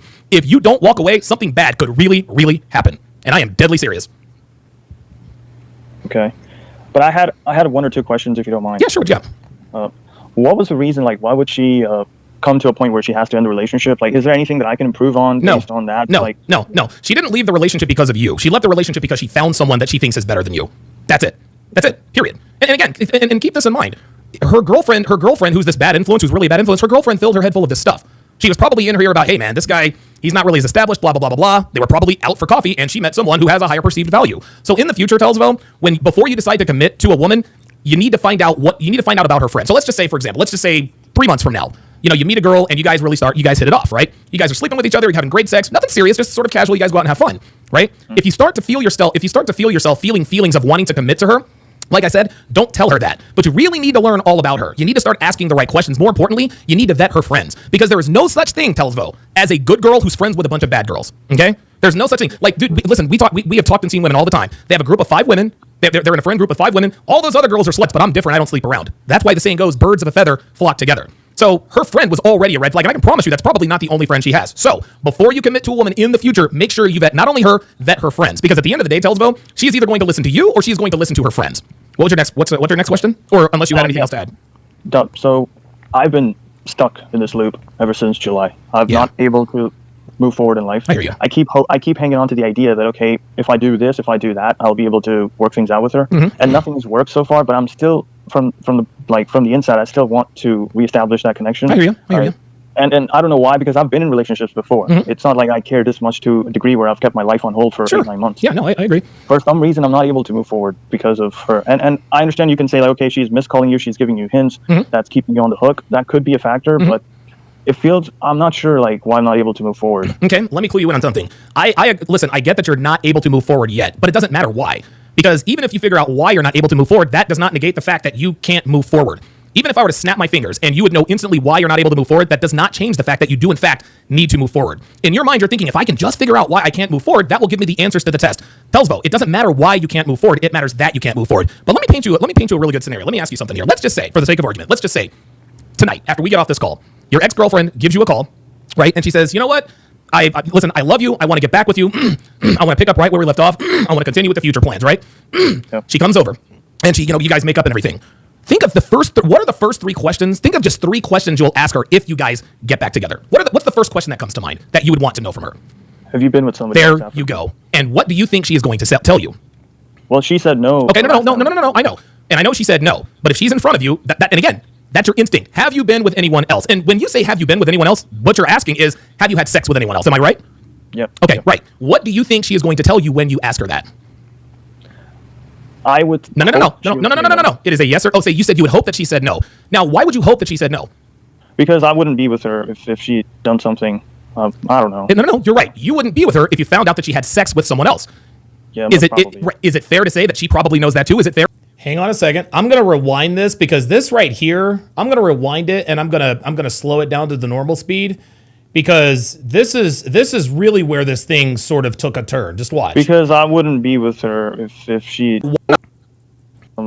Questions. Think of just 3 of argument. Let's just say tonight, after we get off this call, your ex-girlfriend gives you a call right? And she says, you know what? Listen, I love you. I want to get back with you. I want to pick up right where we left off. I want to continue with the future plans, right? Yeah. She comes over and she, you guys make up and everything. Think of the first, what are the first 3 questions? Think of just 3 questions you'll ask her if you guys get back together. What's the first question that comes to mind that you would want to know from her? Have you been with somebody else There after? you go. And what do you think she is going to tell you? Well, she said no. Okay, the no. last time. I know. And I know she said no. But if she's in front of you, and again, that's your instinct. Have you been with anyone else? And when you say, have you been with anyone else, what you're asking is, have you had sex with anyone else? Am I right? Yeah. Okay, Yeah. right. What do you think she is going to tell you when you ask her that? I would. No. It is a yes or, say you said you would hope that she said no. Now, why would you hope that she said no? Because I wouldn't be with her if she'd done something. I don't know. No, you're right. You wouldn't be with her if you found out that she had sex with someone else. Yeah, Is most probably. Yeah. right? Is it fair to say that she probably knows that too? Is it fair to say that she knows that if you ask her, have you had sex with anyone since we broke up? Is it fair to say that she knows if she answers truthfully, which is yes, is it fair to say she probably knows that that's what would happen? Yeah. Okay, so now we have to be logical about this. If she really and truly wants to get back with you, why would she tell you the thing that would make you want to break up with her if you actually asked her that, right? So now we have to ask the question, is your ex-girlfriend more motivated to tell you the truth or more motivated to lie to you? The second one. Right, she is more motivated to lie to you. But let's just say for the sake of argument, she lies. She says, no, I haven't had sex with anyone else. Are you going to believe her? Not fully. No, it's either yes or no. You can't be a little bit pregnant. You either believe her or you don't. Right? No. Okay. No, I don't think I would believe Of her. course you wouldn't believe her. You just told me that if you found out that she had sex with someone else, that you would not want to be with her.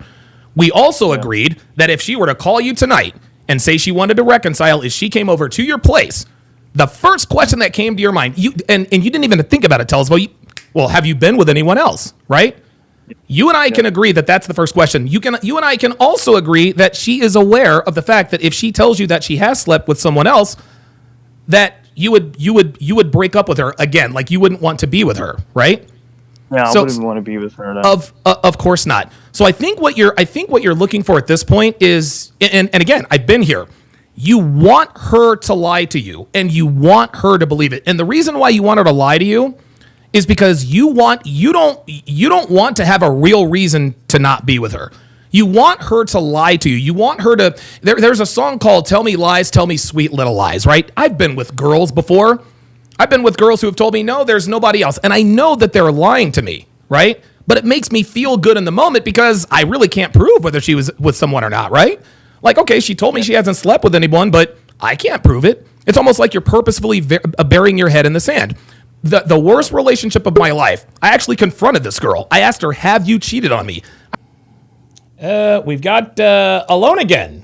Alone Again is in the pull-up. Alone Again, where are you calling me from today, man? Can you hear me, Donovan? I can hear you loud and clear. Where are you calling me from? New York City, the Big Apple. Oh, good stuff, man. What's on your mind, brother? This is not really a relationship topic, but I wanted your thoughts on like the ongoing battle between the single black mom and the black son. Like, what's that going on there? What's the turmoil about? What's the negative energy about? Because I think I heard one of your TSRs like from a while back when you were telling the story about your mom like forcing you guys to sell papers. Yes. Oh yeah. Yeah. And I just wanted to know what's their gripe? Why do they like have internalized hate for their sons? It's not that they have internalized hate for their sons. It's just that black mothers in particular, they think they own their children, right? This is why, and stay with me here because I'm going to go in another direction, but I promise you I am going to come back. Black women, black people, black women have more abortions statistically and number wise than any other race. And the big argument to justify abortions is my body, my choice. But what they fail to realize is that the body that's in their body is not their body. Listen, as far as I'm concerned, women can do whatever they want to with their bodies. But when you make the unilateral decision to end the life of someone before they're born without consent, that's a bad thing. So, and the reason why is because they think they own their children. Is there no surprise that it's black mothers, potential black mothers, who abort their children at a higher rate than other races because they think they own their children? Well, if you actually do make it to term, they think they own you, not number one. Number two, they think that you owe them for having given birth to you. And when you don't acquiesce to what they want to do, like if you're not just going to do what they tell you to do, that's when the hate comes. That's when the fighting starts. Okay. So you think the power of abortion makes them power trip? No, I don't think it doesn't make them power trip. The reason I gave you that particular example is to answer your question. Black women think they own their children. That's the overarching point. Black women think they own their children. Let me ask you something. Have you ever owned a pet? Have you ever owned a dog before? Yeah. Okay, right. So you've owned a dog before, right? And what's the most frustrating thing about a dog? They won't do what we tell them to do, right? If I tell my dog Fernando to sit and he doesn't sit, yes, I'm going to be upset. If my dog Fernando pees on the carpet, bad dog, don't pee on the carpet. I get upset with Fernando when he doesn't do what I tell him to do because I own that dog. Okay. You understand what I'm saying? And so black mothers have that same mentality when it comes to their children. They don't think of their children as their children. They think of their children as pets or sometimes even inanimate objects, that were born to do their bidding. I carried you for 9 months. You owe me. And so when guys like me figure out, wait a minute, I didn't ask to be born, bitch. I don't owe you shit. Black mothers look at that as an affront on their overall authority. You owe me. Why aren't you doing what I asked you to do? Why won't you help me? Blah, blah, blah, blah, blah. Why aren't you doing what I want you to do? That's what causes the animus between black mothers and black sons, because black mothers act like they own their black sons, and when their black sons figure out you don't fucking own me, that's what causes that animus. Okay, all right. You cleared that up a lot for me. Yeah, absolutely. Any other questions? Another one more like red pill based. Sure. What do you think about Clav? Cause me personally, I think like he's a good looking dude. He's really intelligent. But I don't think I think as far as like age and looks goes, I don't think he should be like teaching courses on this thing. Yeah. I don't really know too much about clavicular. That's probably a better question for Myron. From what I understand, he stands on a square. Myron, I think, is good friends with him now. But yeah, listen, man, a lot of, and I understand, when someone he's like baby Clark Kent. So it's like listening to advice from him. It's like it's futile to me. Yeah. Listen, and I don't know how old he is. He's clearly very young. Clearly, he does not resonate with you. But at the end of the day, Alone Again, I can't tell him, hey, Mr. Clavicular, you're not old enough to be in this community. Like I told the other caller, or like the other commenter, the manosphere it's decentralized, right? There's nobody really in charge. I'm gonna tell you what, really, who's in charge of the manosphere is you guys. You guys decide who the leaders are and who are not. You guys vote with your likes, you vote with your dollars, and you vote with your views. So if you don't think Clavicular is qualified to be doing courses and teaching men how to get good with women, then you are well within your rights not to purchase it. And who knows? Maybe he does know what he's talking about. I don't know, but we'll know if he knows what he's talking about depending upon how long he's been around. Roland knows what he's talking about. He's been doing this since 2002. I know what I'm talking about. I've been doing this since 2014. Myron knows what he's talking about. He's been doing this for 7 years. Clavicular, only time will tell. So yeah, listen, vet him a little bit more. If he drops a little bit of knowledge, that's fine. But no, I agree. If you don't think that he is in position to be advising you, then there's no need to buy his courses. All right, Donovan, thank you for letting me come up. I don't want to take too much of your time. No, that's all right, man. Thanks for coming up, man. Appreciate it. All right. Yeah, that was actually that was a good call, man. That was a good call. Yeah. Yeah, I mean, I know, listen, man, I know Clav is sort of the new thing. He's sort of the new hip thing. He ran over somebody, and he didn't get prosecuted for it, whatever the case may be, and that's what caused him to go viral. But that's the way it is. A lot of people said that about Steph is Cold. That was years and years ago. I remember Kevin Samuels told me, "Hey, what's Steph is Cold? Why is Steph is Cold giving out advice?" I told Kevin, I said, give him time. If he's still around when you're still around, then we'll know he knows what he's talking about. Steph is Cold is still around. So, and listen, a lot of young guys come into this community and they get an education and they think they can, advise other guys. Most of them get burned out because they don't really have the deep knowledge base, and they don't have the deep knowledge base and the experience, the kind of experience that we do. Rashard Clark with the $5 super chat says, question, Donovan, what badly could happen if he had gotten back with her? Easy. And if you were and you guys probably weren't, you guys probably missed that part. What happens a lot, the example that I gave this guy Tesvlo, was that if, let's just say that she calls him and she's like, hey, I want to, listen, I don't want to get back with you, but I want to give things a try. Or, hey, I'm lonely, do you want to watch a movie or whatever? They get together and have sex. He could get her pregnant. That's something bad that could happen, is that he could get her pregnant. Because now not only is she pregnant, number one, number two, you don't know if you're the father. So now you're in this love triangle, love square, love pentagon, whatever the case may be. That's the bad thing that could happen, is that not only could you get her pregnant, but the second thing that could happen is it'll be all the way back to square one. You spend one night with her, you think things are back to normal, she ghosts you, and then you fucking go crazy. Sabert with the $5 super chat says, what's your website that I can watch the Love is Blind episodes? Yes, patreon.com/Donovan Sharp, patreon.com/Donovan Sharp. Let me pull this up. Oops, sorry about that. Patreon.com/Donovan Sharp. There, and there you guys can see Love is Blind right there. Guys, I've got like 60 seasons of dating show breakdowns available on Patreon. Starting at $5 a month. $5 a month is all you need to pay to get access to all of the dating show breakdowns, collaboration chronicles, and the audio podcasts. There are different tiers available if you do want to get access. Pardon me, to all of my to my catalog. If that's not what you want to do, you can always go to datingwisdom.net. But that's the best way to do it, is to go to patreon.com/Donovan Sharp. Okay, I'm going to play a few more minutes of this, and then I got to go because Devin and I are going to do a staycation. Let's do it. I didn't want her to tell me the truth. I wanted her to lie to me. Hold on. I wanted her to lie to me. I wanted her to lie to me so that I could continue to be with her, sort of willfully blinded.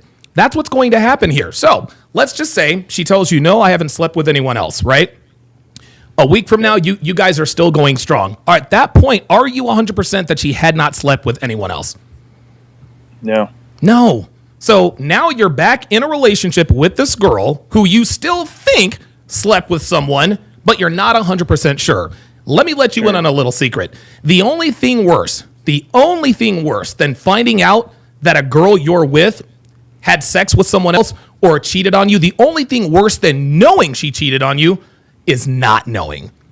Not knowing whether or not she cheated on you, my friend, that will torture you. Yes, it will torture you. The idea of another man's penis entering her body again and again and again and again is just something you're not going to be able to stomach. And eventually you're going to start asking other questions, and at some point, the truth is going to come out. Okay? So even in the best case scenario, tells Vo, she calls you up tonight, you guys get back together. Even if she told you what you wanted to hear, you still don't believe her. You still don't believe her. There would be some trust issues, I would say. Absolutely. But, yeah, I'm sorry, but no, go ahead. She told me, I mean, I know her because I was with her for almost 2.5, 3 years. Oh, boy. She doesn't lie. Say again? She said that she doesn't lie. Yeah, about Telsvelo. anything. No, Telsvelo. Listen, I gotta be man to man here. Okay? You may think you know her, but you do not. You don't know her, man. And I get it. Listen, I know this is going to be painful. I know this is going to be painful. You can tell me she doesn't lie, but you just sat here and told me that if she told you she wasn't with anybody, that you wouldn't believe her. I know her, Donovan. She would never lie to me. But we both agree that she is more motivated to lie than to tell the truth. What you really need to understand, okay? Women lie. I don't care if they have a body count of 55 or if she was a virgin when she met you. Virginal women also lie too. And here's another thing you got to understand. Women do what's easy. They never do what's hard, okay? So if you ask her, have you slept with someone else? She's not going to do the hard thing and tell you yes, no. She's going to take the easy way out, okay? I am here to tell you. You can say that you know her and you can say that she doesn't lie. My friend, she lies, okay? She's already told you that she hasn't been with anyone. I guarantee you this is a lie. Let me ask you this. She told you on the phone that she hasn't been with anyone else, right? Do you believe that she hasn't been with anyone else? Not fully. Oh, no, it's either yes or no. Do you believe that she's telling? Okay, so you already believe she's lying to you. And if you think she's lying to you, my friend, this is over with. That's the reason why I asked her in January, like, have you been with someone? Like, are you seeing somebody else? Is that why you don't want to work things out? She said, no, I haven't been with anyone. Yes, she is lying. No, listen, she is lying to you. She's lying to you. You need to get that. And again, don't take it personally. It's not like she's lying to you to be malicious or to be vindictive. No, the reason she's lying to you is because deep down, even though she doesn't love you like she used to, she doesn't want to hurt your feelings. Okay, number one. Number two, she knows that if she tells you that she has been sleeping with someone, all that free attention she's been getting for the last 9 months goes right out the door. Okay, she knows that she has to keep on this facade of being a good girl. That's the only reason why you want to get back with her. The only reason why you want to get back with her, Telsvo, is because you are hanging on to that little sliver of hope that she might, beyond all reasonable doubt, beyond all hope, she might be telling you the truth about the fact that she isn't sleeping with someone. But we all know she was. Even you told me I don't fully believe her. I don't fully believe her. There were signs of her, like after a breakup, after 2 months, she would all of a sudden call me in the middle of the night saying, can we work this out? Like, yes. Do you want to know what happened? Do you want to know what happened? You want to know what happened? When your ex-girlfriend calls you all of a sudden in the middle of the night and says, can we work this out? That means there's trouble in paradise. That means her new relationship isn't doing what she wanted it to do. See, now she needs you as a safety blanket. She doesn't have a safety blanket with this new guy, okay? You were that guy's safety blanket. So when she calls you in the middle of the night, hey, can we work this out? It's not because she just woke up in the middle of the night and said, you know what? I think I want to call Telsvo and let him know that I want to work things out. She probably called you to work things out because the guy that she's sleeping with probably cheated on her. There you go. That's why she called you. Anytime she calls you in the middle of the night is because there's trouble in paradise, my friend. And after 3 days, she would disappear. There you go. And you want to know why after 3 days she would disappear? Is because while you're trying to reconcile things with her, she's also reconciling things with the other guy. You want to know why she disappears? Is because she's reconciled the things with the other guy. And then 2 weeks later, in the middle of the night, out of the blue, she's going to give you a call again and say, let's work things out. Let me ask you a question here, Telsvo. How many times has she called you in the middle of the night and told you she wanted to work things out? One time. That's it. Yeah, there you go. One time. She would call me, give me excuses like, oh, I had a dream about you, like stupid excuses to call me, which was, I was like, okay, I'll start to, entertain, start to reattract her and stuff like that, because that's what I learned from Corey Wayne and all the coaches, that somewhere along the line you fucked up. You weren't acting as masculine as you're supposed to be. Stop right there. I'm here to tell you, any dating coach that does not tell you to completely walk away from a woman who has broken up with you is a fraud. Okay? That is a fraud. This is fraudulent information. Okay? Any dating coach, if somebody were to call a dating coach and say, my girlfriend broke up with me, how do I get her back? Any dating coach that gives you even a sliver of hope that it is possible to get your girlfriend back, that's not a dating coach. That is someone who wants your money. Because if they tell you, and think about this, they're financially incentivized to tell you that you can get her back. You want to know why? Because you'll buy one more consultation. You'll continue to talk to them. You'll buy another book, another course, how to get my girlfriend back, steps 1, 2, and 3. Okay? Telling men like yourself you need to walk away from relationships, that is not as profitable as telling men that there is a chance that you could get your girlfriend back. Okay? You and I have been on this call now for 46 minutes. For 46 minutes. Wow. I'm not Yes. I've been talking to you for 46 minutes.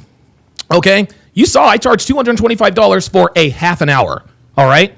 That's gone up, by the way. Half of 225, I'm not a mathematician, that's what, $112.50. Okay? So I'm giving you $337.50 worth of advice, and I'm telling you, walk away, my friend. It's not profitable for me to do that.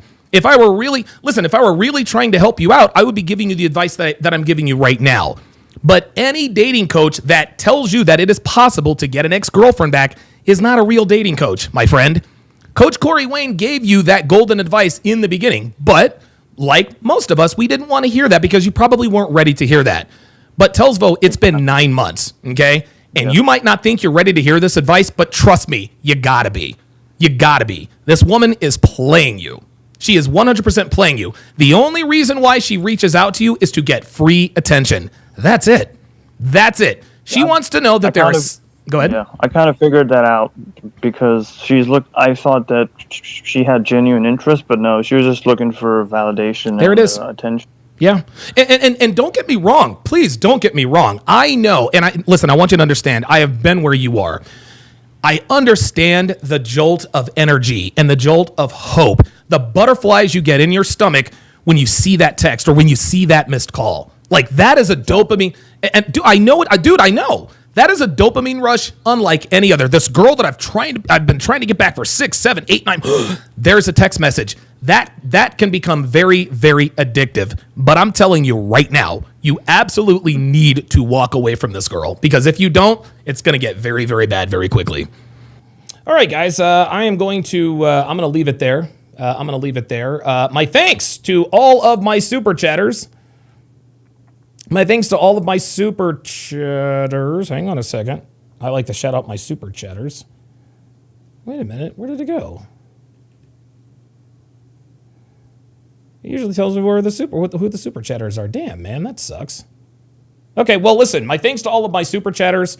Let's see. Derek the Trader, I appreciate that. Saber89, Rashad Clark, appreciate that. Dr. B84, I greatly appreciate all of you. I can't really go up further than that, but yeah, what I'm going to do now is I'm going to jump in the shower because President's Day is tomorrow. So Devin and I were going to go out. And we're gonna take advantage of the deals. We like to take staycations. You know, we'd like to do a little bit of gambling, a little bit, little night out on the town, get a little bit silly. So that's what we are going to do now. But I will be back on the air tomorrow, same bat time, same bat channel. And then, of course, we've got Love is Blind on Wednesday. Also, starting tomorrow, after the show, I'm going to start breaking down Pop the Balloon or Find Love. So thank you guys all very much for spending your Sunday afternoon